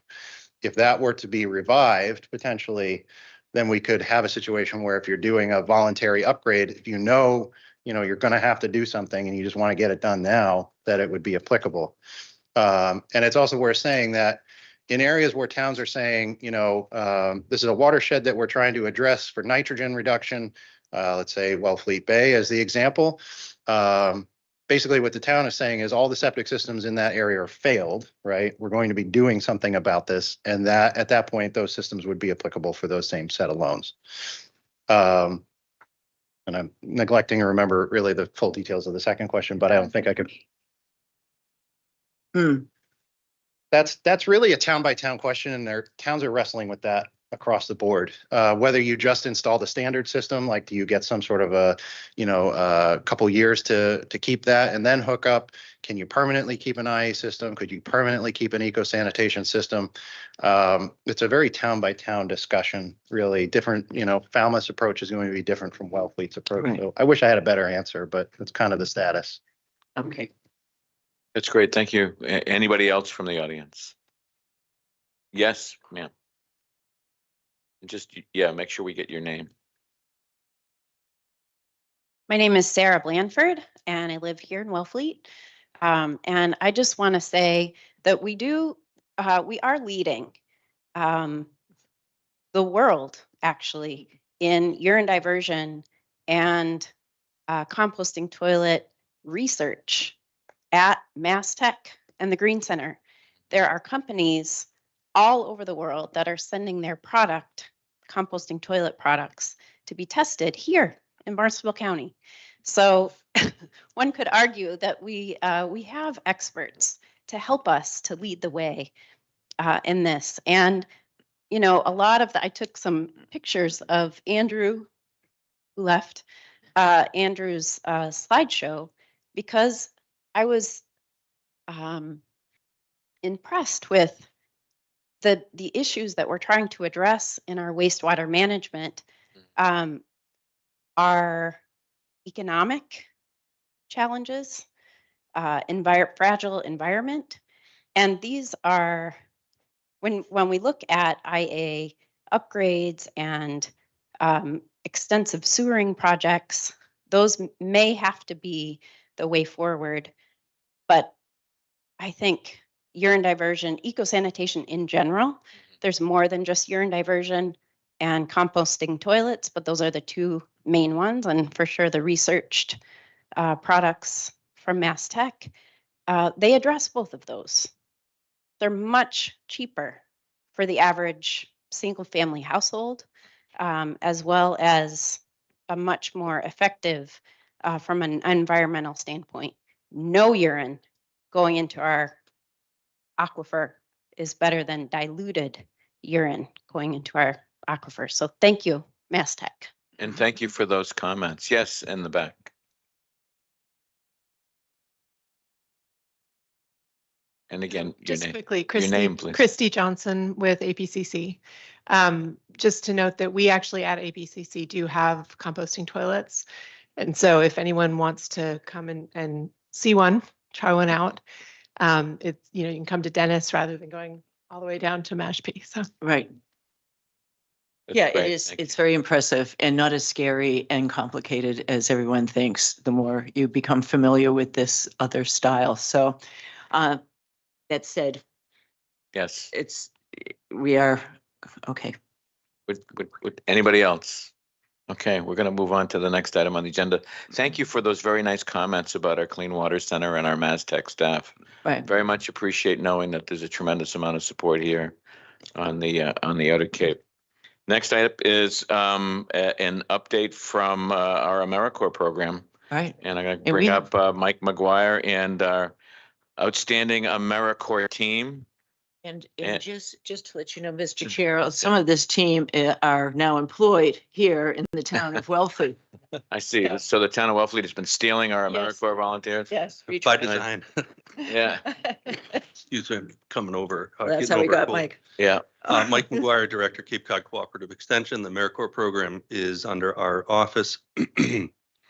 And the next three presenters are from Extension or from AmeriCorps. And in 1999, I was an AmeriCorps member living in Wellfleet. I was one of the first members on the Cape. And I just love that term, shared services and shared responsibilities. I think that's the way that I've looked at it for a long time. You're going to hear from Mike and Sadie in our AmeriCorps program and Sarah from the town of Wellfleet in a minute about what they're doing. And then you're going to hear from Josh, who's one of our shellfish and aquaculture experts at the county.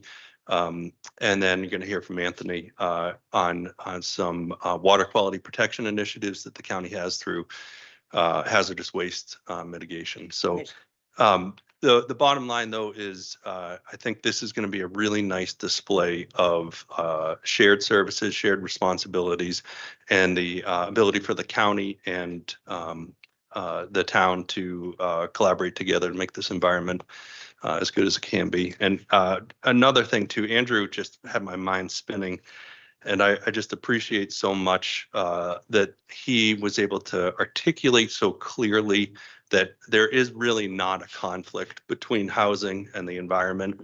We can do this collaboratively, and that's certainly the approach we're taking in our department. That's Thank you, great. Michael. Thank you. Commissioners, how are you? Thank you. Michael Andrenovich, Program Coordinator, AmeriCorps Cape Cod, resident of Harwich. Thanks for having me today. Just want to make sure I get my slides up. Sharing a window and the entire screen. Let's try this. Make sure I talk right into the mic. Thank you, Mike. All right. There you go. Comes up the way it's supposed to. Perfect. So AmeriCorps, like Mike talked about, it's really a shared service across the Cape, right? We operate at all 15 towns. But in terms of the town of Wellfleet, I'm just going to talk about a few things today. Starts with the housing, right? So we do have a house provided by the Cape Cod National Seashore on Payment Point. We've been living out of that house for all 27 years of the program. So, that looks like a new group of anywhere from 9 to 13 or 14 in some of our bigger years, folks from all over the country, right? Not just here at Cape Cod. They come to Wellfleet. They learn to love the town. Walks on Main Street, community dinner at the church, shop in the spring, right? So every year that house is well loved and well utilized. Not only that, connections are made inside of the town of Wellfleet. So I do have a picture of this year's class up there in the top corner. This year we have 8 members and a house supervisor. The house supervisor, Michelle Morrison, is somewhere in the back there. She's also alumni of the program. I guess I should have started with that. I'm alumni of the program, right? So as Commissioner Lyons said, the roots run deep on Cape Cod. At any given moment, I'd say 30 to 40% of our alumni are working on Cape Cod or at some point held a position out here, right? So it's all about bringing people to the Cape, showing them the experience, finding them that housing that we've talked about all meeting, and getting them to stay at a career out here. So yeah, starts with the housing. That's what we have here. And then I want to talk about some of the projects we've worked on so far this year with our group service that occurs on Mondays and Fridays all year round. Good weather, bad weather, it doesn't make a difference. The members are always out there. So that top left corner, it started with Wellfleet Cemetery cleanup, right? So they do a spring cleanup and a fall cleanup every single year with Dave Ager. The members were literally 3 days on Cape when that project was proposed because of our delayed start, and they still were out there doing it. So a lot of shout out to them. It looks like community outreach, that bottom picture there with Wellfleet Oyster Fest, right? We had over a dozen members of our 18 this year come out over the 2 days, help collect shell, help with recycling, help educate folks on the shellfish. Again, I talked about that community dinner aspect in the top corner, and then you're going to hear from Sadie Bromberg, one of the members we have positioned here in the town of Wellfleet. That's her in the bottom right corner with her IP Wellfleet Shellfish Department. On this next slide, we've also participated this year in the cleaning of the Wellfleet Herring Run. We've did a wet fest with Wellfleet Elementary School. So that's what the top left looks like. Partnered with Truro Central School. We were up there in November, and that looks like our members coming in, talking about the single source aquifer, educating about where your wastewater goes when it goes down the drain, right? It doesn't just disappear. So educating children early. We've done plenty of marine mammal rescues so far this year. So that's a top photo from Scusset, but that dolphin was retrieved from the town of Wellfleet. And then a couple more pictures. If you're from Wellfleet, you recognize it, right? That's your famous Wellfleet mayonnaise. Members have done plenty of days with the Wellfleet Shellfish Department, so I'm going to give them a chance to talk too. So that's what we've been doing on a group service aspect. I'd say we've probably had anywhere from 6 to 10 projects in the town of Wellfleet already. With the on the horizon, we have some applications from the National Seashore. We'll partner with them on some shorebird fencing. Jenny Parker here at the Center for Active Adults, getting the community gardens done. So we have a lot more planned for the town of Wellfleet the rest of the year too. And then I mentioned the IPs, that stands for individual placement. So we have 2 members who are stationed, one for 2 days and one for 1 day in the town of Wellfleet. I have one here today, but I'll talk about the one who couldn't make it today. She's with the Wellfleet Conservation Department, and Alicia McKenna. Her project focuses on coastal resiliency permitting and getting those community gardens back underway, especially around the rail trails. So that's Emma Carey. She is from Connecticut. Went to the University of Delaware, another one of those members that we pulled from off Cape, brought her here, really enjoying her time during her 11 months.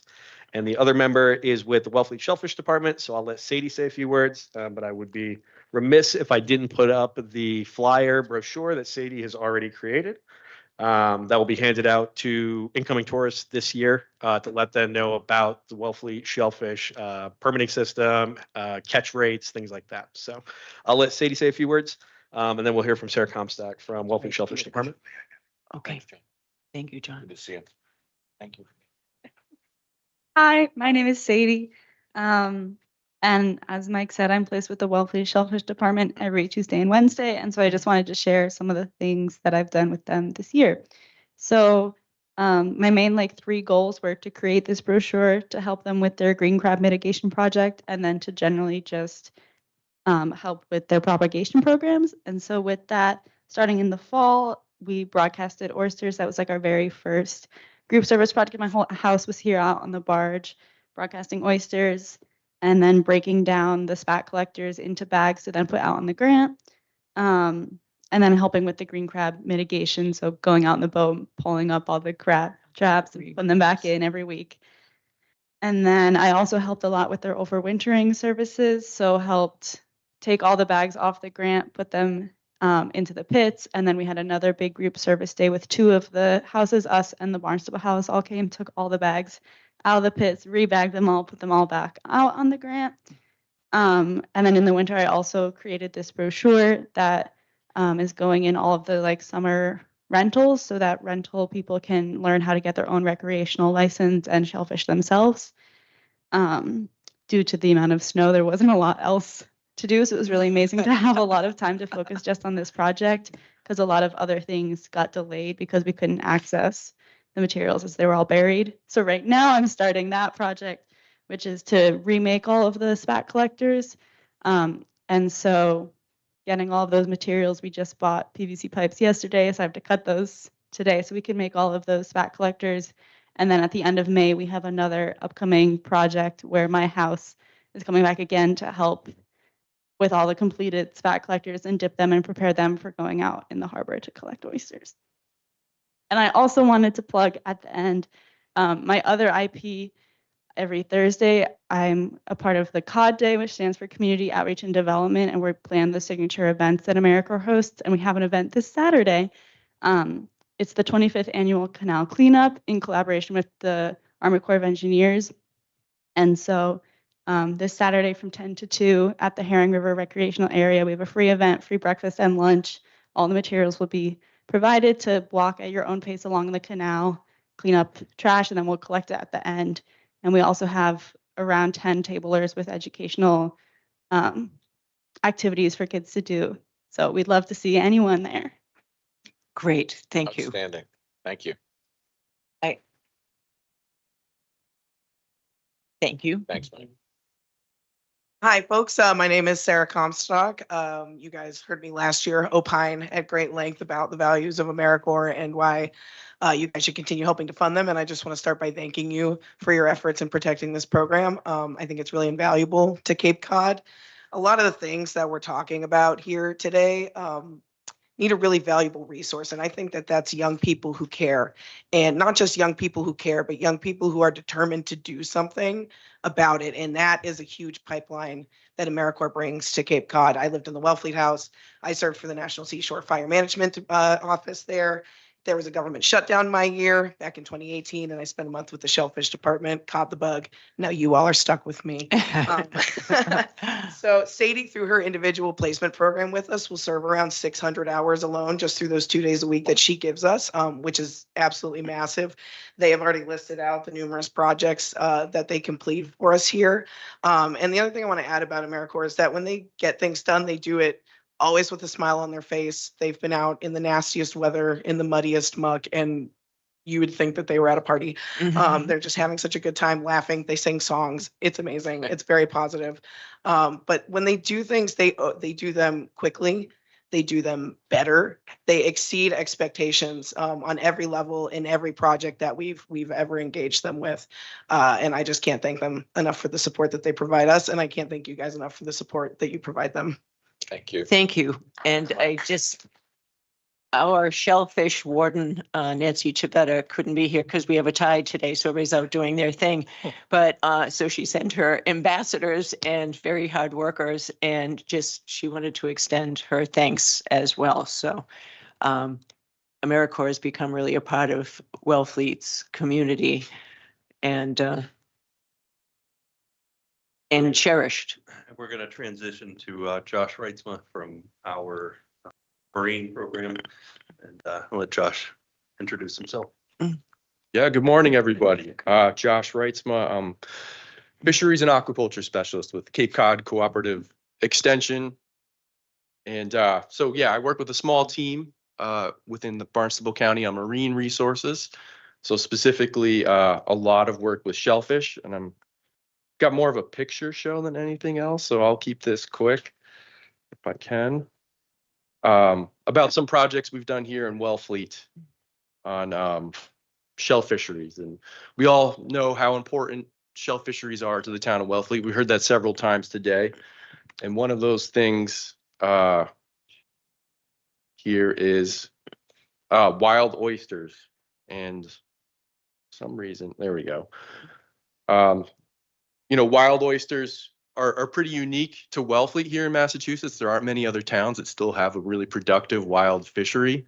And, the one way that the town has looked at managing it, just because they have this natural productivity of wild oyster reproduction, is to catch the spat. So a little bit of a definition here, spat is just generally the term used for baby shellfish. They're sort of spat out into the water and they drift around and they look for a spot to settle down. And in the case of oysters, they look for hard structure like shell material.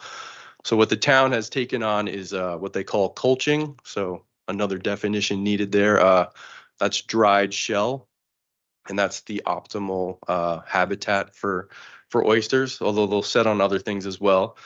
So given all that time and effort put into getting shell out there for the oysters to settle on, they asked us to come in and sort of help them evaluate whether the culching is effective or not effective, but how productive it is and what are the numbers there. And, so we went out with volunteers from the town of Wellfleet and counted the actual shell that they placed out in different year classes and compared that to bottom that wasn't culched. And, the bottom that wasn't culched had almost zero oysters. I don't think we actually found a live one when we did our little square foot quadrats. But the areas that were culched had really productive, oyster habitat. There was in excess of 200 per square foot sometimes. So really effective, just putting that out there for them to settle on. So that is one project we came in and helped them on as a third party there through Barnstable County. And occasionally a shucking knife gets in the mix as well. And it's just a good example of hard structure providing habitat and the oysters looking for that hard structure and oysters getting their vengeance on the shucking knife. So some of the other things, Wellfleet is dealing with is, the Herring River Restoration Project, and the shellfish industry in particular had a lot of questions about how that might affect them. We don't know whether it'll be positive or negative. The thought is it's probably going to be positive, but there's a lot of questions about increased iron in the water. Would it change the flavor or the color of the meats? So we couldn't really get into the flavor aspects of it, but we embarked with the town's help to do some routine sampling to look at the condition index of both quahogs and oysters, especially in areas like Egg Islands that are closest proximity to the Herring River. And so we're trying to set a baseline there of what the condition of those oysters are, and saving some dried shellfish meat samples if they were to be needed in the future. And then we'll look at it as the dike opens up and things do start to change. We'll have some sort of a baseline to look at. Is the health of the animals changing, and are there changes in color? We're trying to get at that too. So trying to, I guess, alleviate some of the fears of the industry, or provide data to go back and look at it, whether anything has changed. So shellfish disease remains one of the bigger challenges to economics. You can imagine if you have a disease. So these are diseases that affect the shellfish themselves, the oysters or clams, not us who eat them, thankfully. So yeah, like us, they have microscopic organisms that can attack their bodies.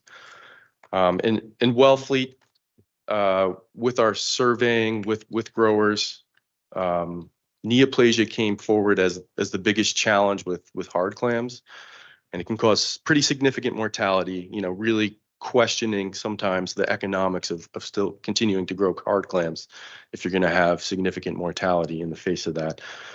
So with the help of Roger Williams University, this is a picture here of Dr. Roxana Smolowitz from Roger Williams. She's sort of world-renowned shellfish disease specialist. We were able to find some money and bring her in and her group and her lab, as well as URI, to do a study to look at whether there's genetics involved in survival to the disease, and try to get at answers for the industry to move forward with genetics.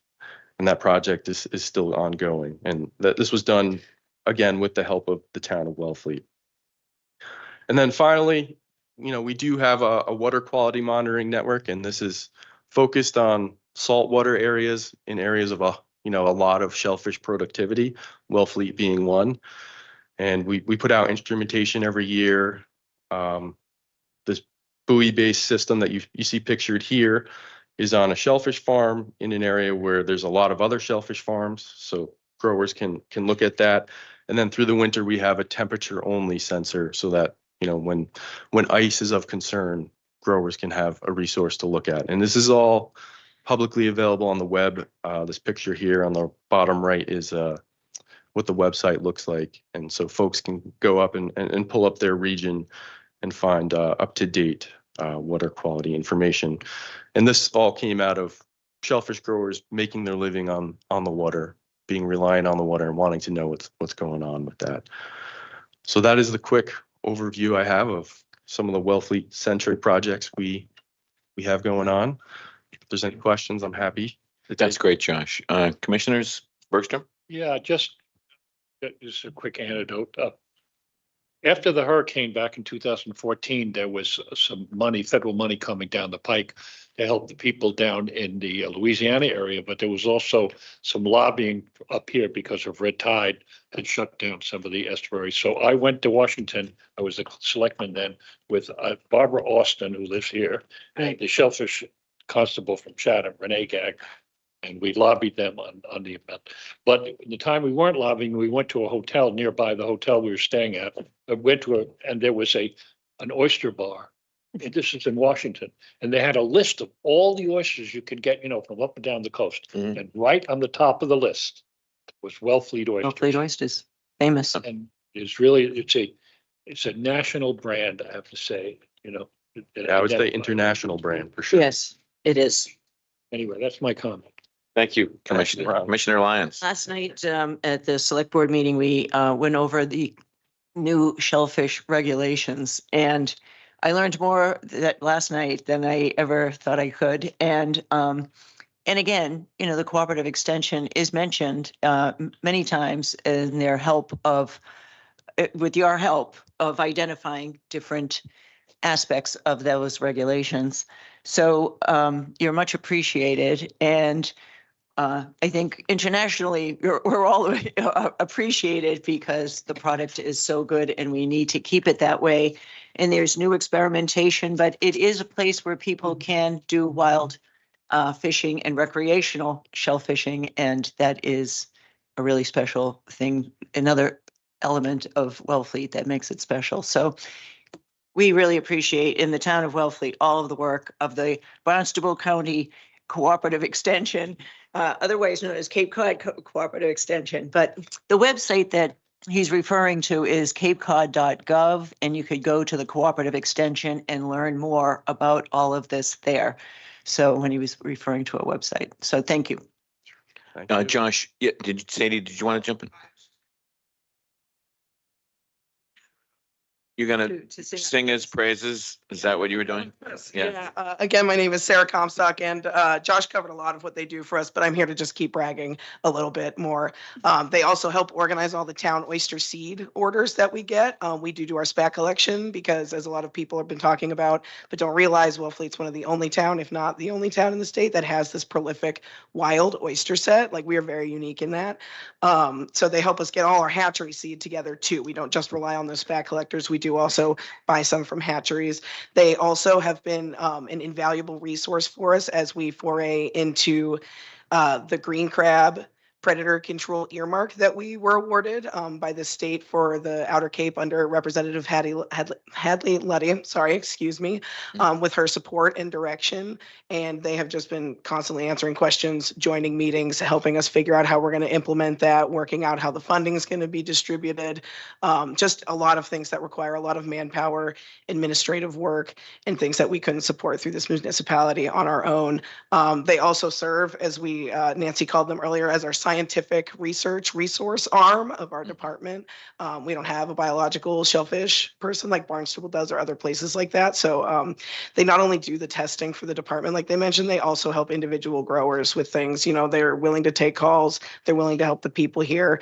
Like you guys said, this is a huge industry. It's world renowned. It's very unique. And we certainly could not do what we do protecting our shellfish and helping them with diseases and things like that without what they do for us. We just don't have the time, the money, the equipment, or any of that. So we would be nothing without them, really. Thank you. Sarah, thank you very, very much. Josh, as you can tell, there's a lot of love in this room for the work that you do here, as well as for all of the work of Cooperative Extension. And it's just important for us just to reaffirm for folks here. I mean, it's great hearing all these great words, but we as a board are incredibly well aware of the talented group of professionals that we have within our Cooperative Extension program. And Josh, our AmeriCorps volunteers, everybody working in that department does a great job. And we very much appreciate, we don't see you that often, Josh, but that doesn't mean that we don't care about the work that you're doing, and we don't value it and appreciate everything that you're doing for all of our communities, but particularly places like Wellfleet, where, shell fishing is, it's very much in the DNA of the community. Mm-hmm. It's not just, a marine organism. That shell fishing is pretty much the lifeblood of this community. And we understand that it's critical in terms of its identity and its future. So thank you for all that you do. In full disclosure, I camped out at the Dennis Yarmouth Regional High School shelter during the blizzard of 26, the famous blizzard. And I had the opportunity to see our AmeriCorps volunteers sort of working day in, day out, helping make that shelter go. I mean, a lot of people stepped up and helped out, but I can just tell you, I was incredibly proud to be there in your presence as a county commissioner, watching you folks, the way you conducted yourselves, the way you served the community. You make us all proud. So thank you for everything that you do. And last but not least, we're going to talk. All right, and Anthony, you got some big acts to follow here. I know. That's what I wanted. I just wanted to introduce Anthony because he's only been here for 1 year. I had the position many years ago that he has now, and Calliope, who you all know, right, retired, and Anthony stepped in. So the Household Hazardous Waste Collection Program, big mouthful. Essentially, what we want to convey to you is the water quality protection aspect of it. It's been around for 40 plus years. The county was a leader in trying to divert the things that we know can contaminate our groundwater. And I'm going to let Anthony kind of present to you what he's been doing and then a proposal that he has. Okay, thank you. Probably is one of the shorter members. A little bit. Yeah. Hello, my name is Anthony Trace. I'm with Barnstable County's Cape Cod Cooperative Extension, the Hazardous Materials Environmental Specialist, Groundwater Guardian. I'm going to go through a couple of my plans, try and be efficient with it, so we can get to the heart of the issue, which is my flare proposal. So I conduct a lot of these programs through all 15 towns, especially in Wellfleet, and it's exciting to be able to talk about them a little bit. So I want to display a couple of them. So I have these four: the Sharps program, the flare program that we'll get into a little later, the hazardous waste collection, and a mercury collection program. We will slide through. So the Sharps collection is in conjunction with all 15 towns. Many are the fire departments, DPWs. I work closely with all of them to get the cases to the fire departments. Residents can come, drop off needles, pick up the cases, and then I schedule the pickups and do the state documentation for it. I want to say this year we've already collected 21,000 pounds worth of needles. Yep. Wow. So it's been a very big year for needles. Keeps the ground safe. You know, we don't want anyone to step on anything. And the fire departments alone have a lot to deal with. So I try to do what I can to support them.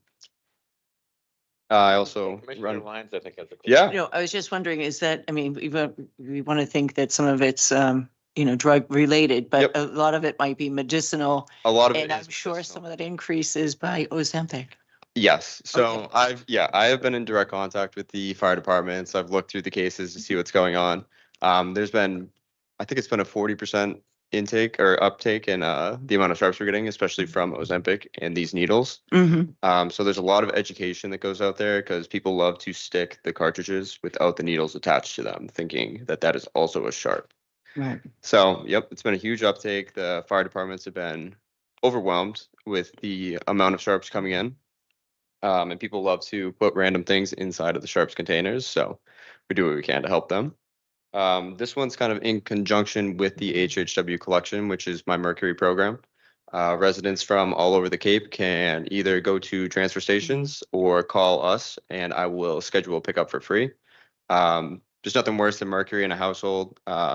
If you don't want it to evaporate into the air, little spills turn into massive responses, and they can cost thousands of dollars. So I run this through all 15 towns. Some of the towns work with Covanta, so they're able to just kind of bring it there.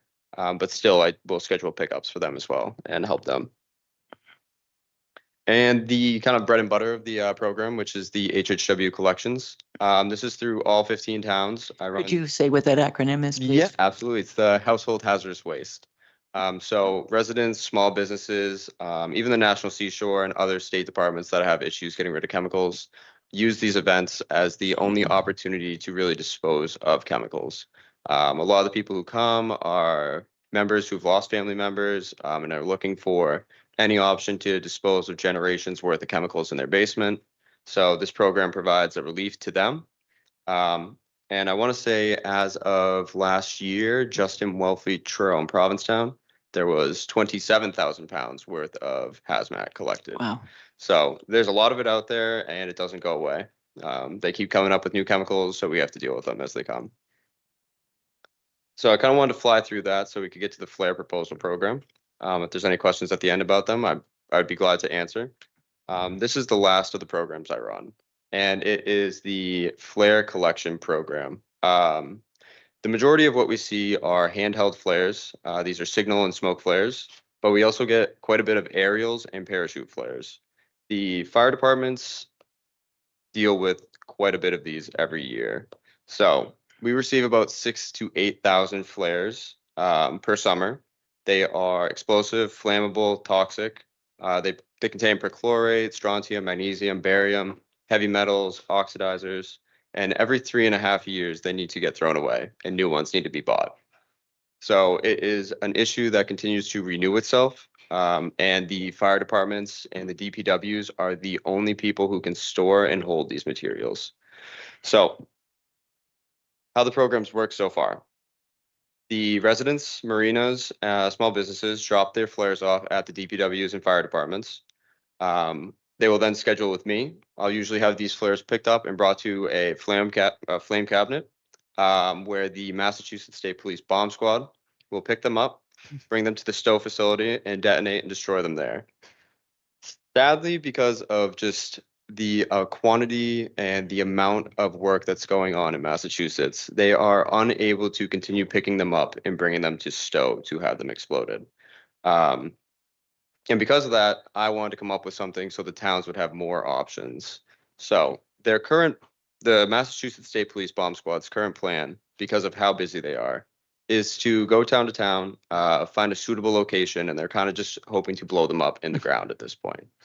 I would like to give the towns a couple more options to choose from, whether it's these proposed program updates or continuing with the bomb squad. I think it's important that they have the options to choose. So the fire departments will still serve as the drop-off locations. They will receive all the flares from the residents for free. We want to support and we want them to be able to drop them off and not contaminate any water in the process. So one flare is able to contaminate 240,000 gallons of water. I'm not going to sit up here and do math for you right now because that's going to get laborsome. The disposal process will be pretty much the same. Fire departments would be able to either come directly to the locker, drop them off, or I will be able to pick them up, bring them to the locker. I have a state-approved contract with it's Clean Harbors right now, Clean Earth. They have offered to come after my HHW collection events, pick up the flares from the locker and dispose of them properly at the right facility where the dust can be managed. So with that in mind, I have proposals for cost reimbursements for the towns. Oops, let's see if I can make this move forward. There we go. So marinas tend to be a really big issue. Private, public, it would be up to the towns for the most part, but I have been with the fire department talking to them about the issues. I've talked to the chiefs, and I have had marinas show up with 55-gallon drums worth of flares and just dropping them on the doorstep of the fire departments and driving away. There's not many options to get some finances back. So with this, I want to recommend that they charge these marinas the exact cost of disposal. This is in line with the HHW collections, where small businesses do pay to drop off their goods. I'd like to extend this towards the marinas. And if the towns would like to kind of subsidize out them, they have the opportunity to do that. They aren't being forced to, but there is that option there for them to get some of these funds back, as it is very expensive to get rid of them. They're considered explosives. There's not many people who can handle them. And there's a couple benefits of this. It does promote safe water. It kind of raises awareness of this issue to the marinas, and the marinas can kind of pass this down towards all of their slip owners. It's safe, it's accessible for residents. They can still come as they normally have. And it does protect the sole source aquifer. If 6,000 flares are blown up in the ground, I can't even imagine what the plume would look like from that. So long-term strategies are kind of working with the Coast Guard, National Guard, Marines, and they can use them for some training opportunities. If I can find that every year and reduce the amount of flares that are being incinerated, that will kind of give the towns a little cushion in between paying for anything. There's also the e-flare adoption. I know the Coast Guard in California has kind of pushed this. So I think we need to kind of talk to the Coast Guard a bit and see if we can get them to start pushing either the e-flares or some other alternative, so we're not getting new flares every 3.5 years. And then advocating for, disposal solutions and EPR bills. That's always a tough one. So if we can get it and they are willing to take them back one day, and that will save the towns quite a bit of money. It sounds Very good. incredible. Anything else to your presentation? Nope, I wanted to do it quick and efficient. Well, that was quick. That was efficient. Well, Yes, by all means, thank you for all that effort. moment of applause. And if I could just say, Mr. Chair, if you need support on any of those initiatives and going to the state, we're happy to Thank you. back you and do whatever is necessary to do that. Thank you. So. I think it calls for a motion. Go for it, Commissioner. I move to approve the proposed changes to the household hazardous waste program as proposed. And I will second that. And it's proposed in the March 23rd memo, which we all have in our packets. And so is there any more discussion, any more questions? Hearing none, all those in favor say aye. Aye. Aye, opposed. It carries unanimously. Well Okay. done. Thank you very Thank much. you, and Mr. good to meet you. Bergstrom. Glad you're on board. Yep, I will. Thank you very much. Very good. If I need any help, I will definitely come find you. Please. I think you, I know you will. Probably. Hmm. All right, for the folks that are in the audience, this sort of concludes basically our sort of very public discussion. You're welcome to stick around for the next portion of our agenda. It's very boring. We're going to go through a lot of procedural motions, regular business. So feel free to, but before you go, could you just join me in giving a round of applause to all the county staff that are.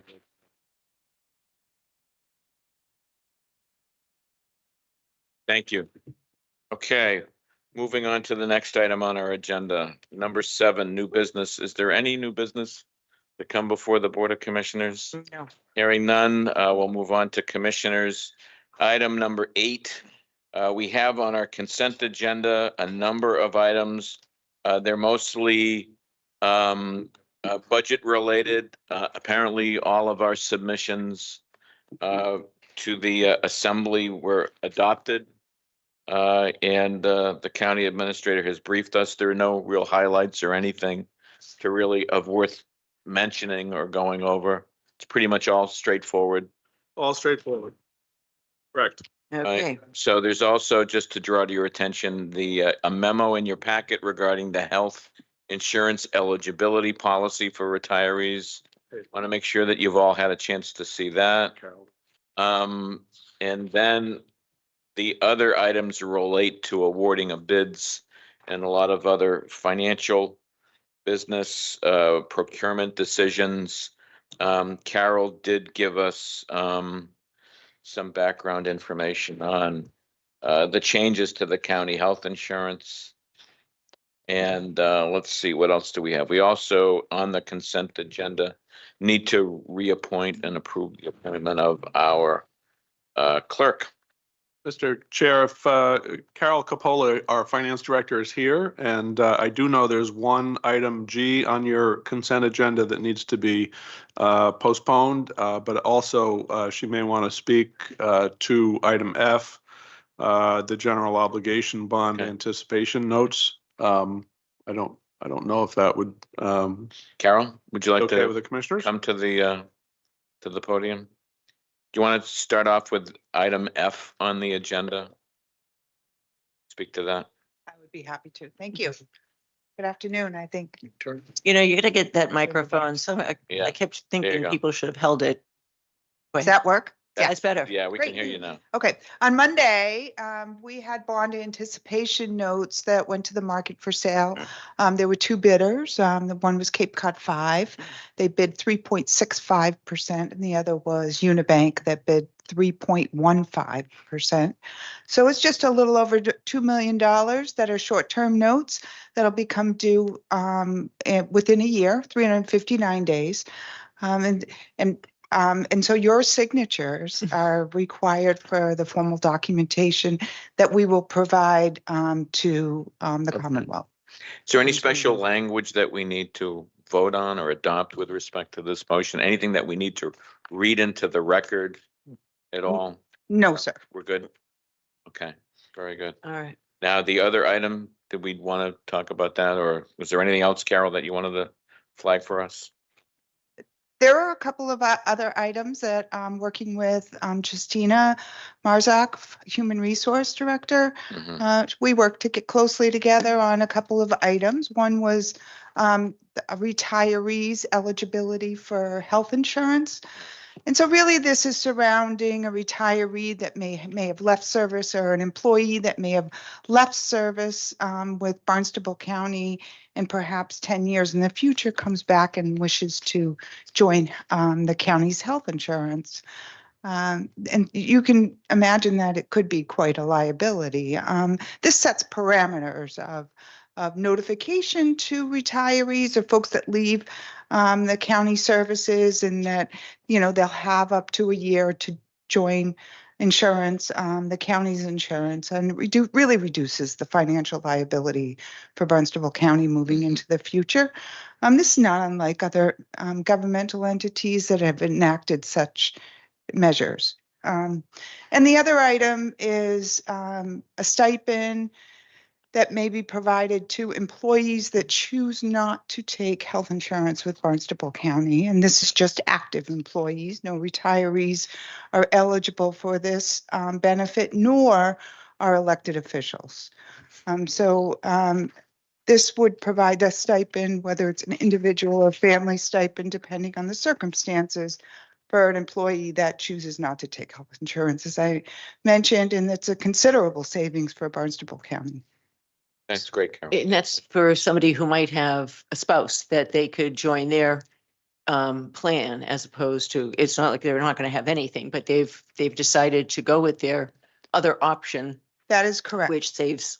Proof of insurance is required in order to benefit from this stipend. Okay. Any other questions, Commissioner Bergstrom?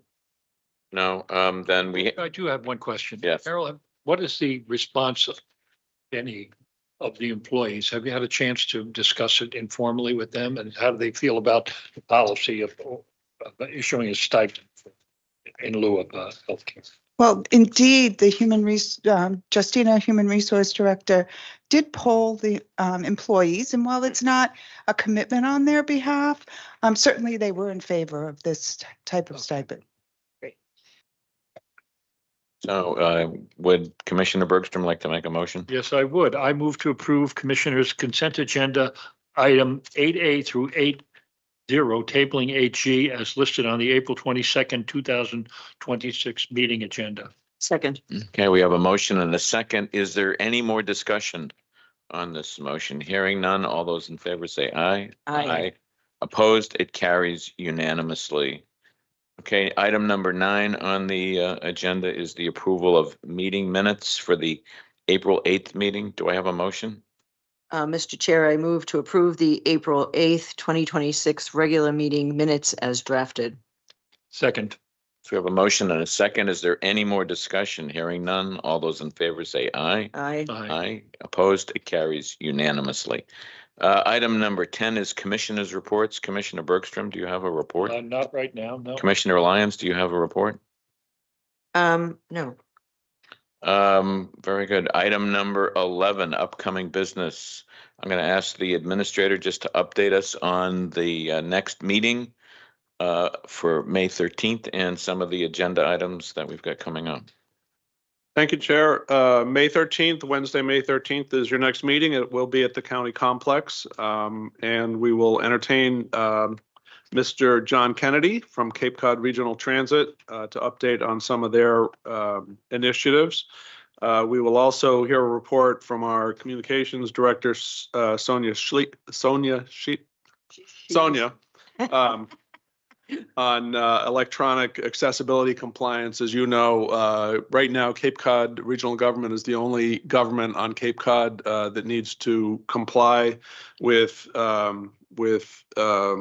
accessibility, electronic accessibility, meaning basically our website. Other towns, all the other towns on the Cape have until next year at this time to comply.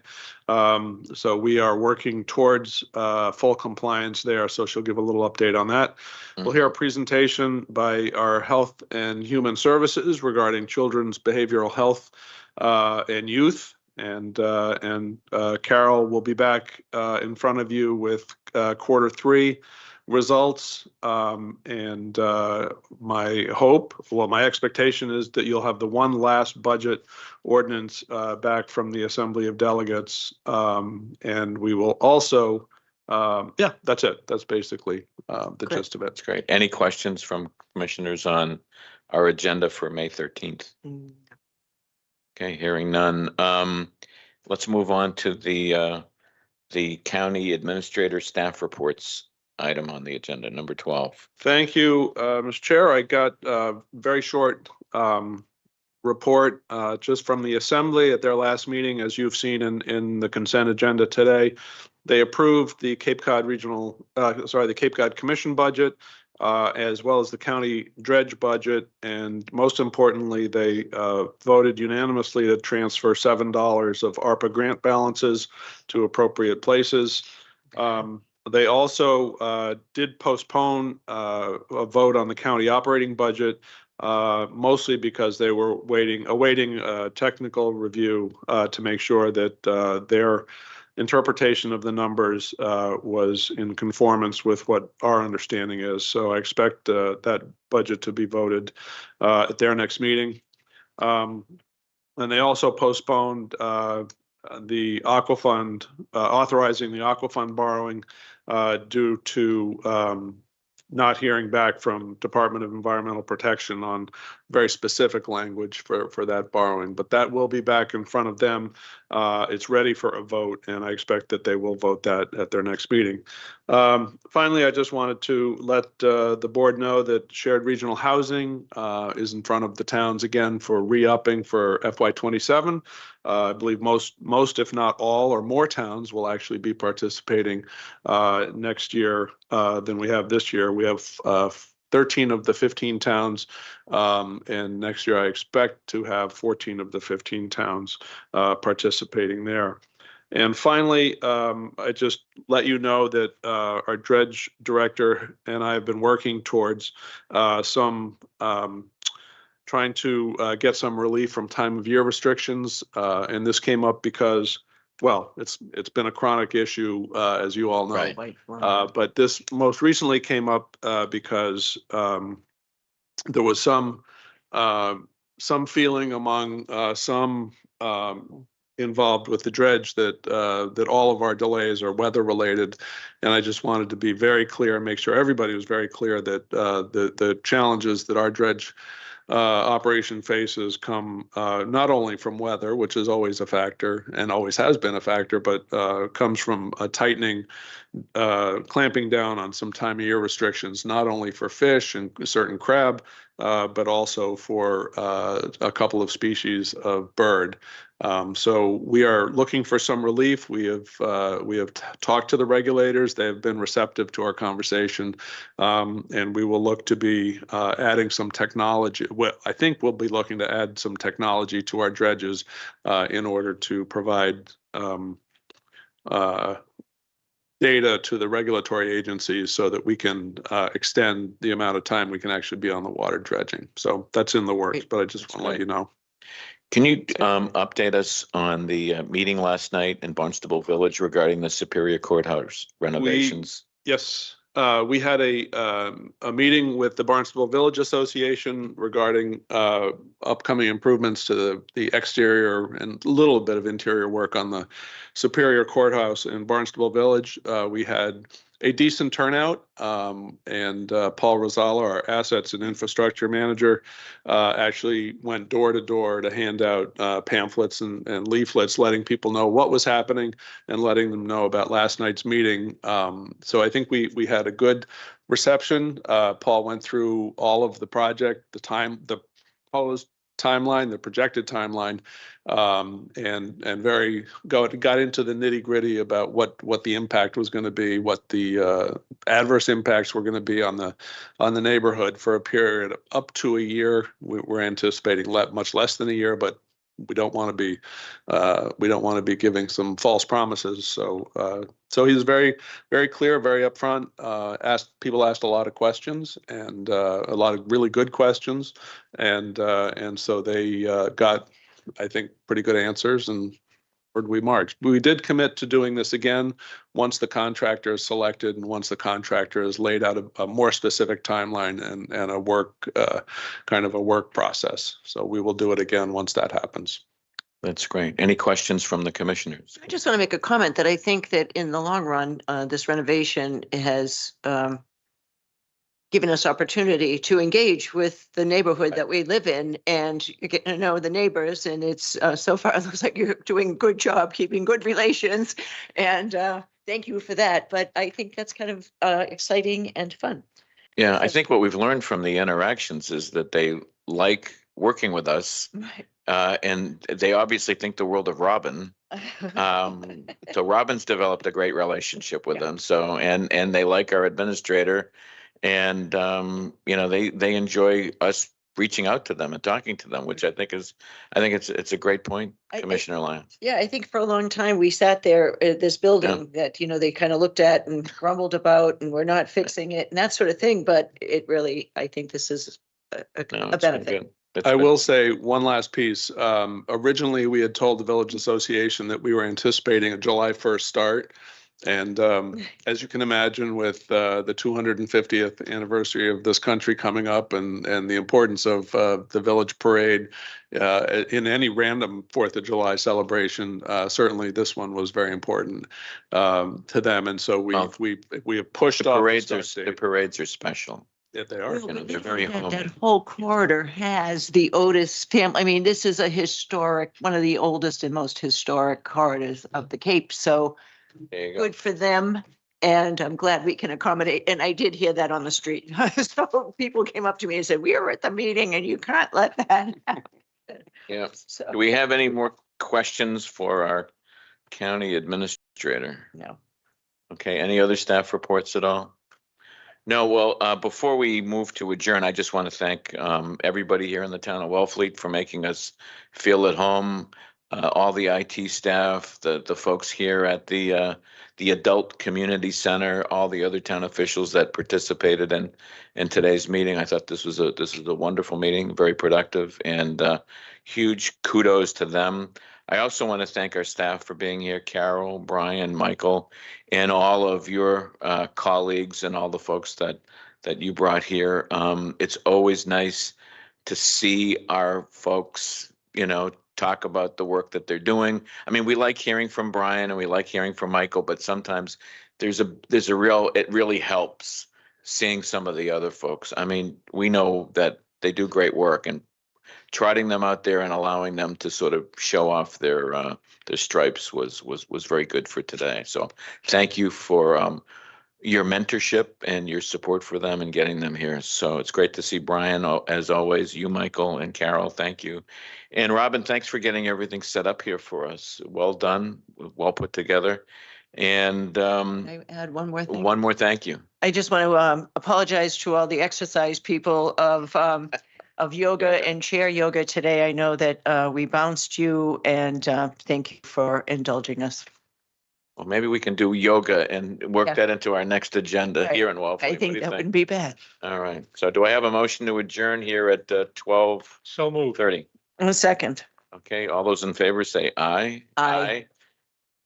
It is approved, and our meeting is adjourned.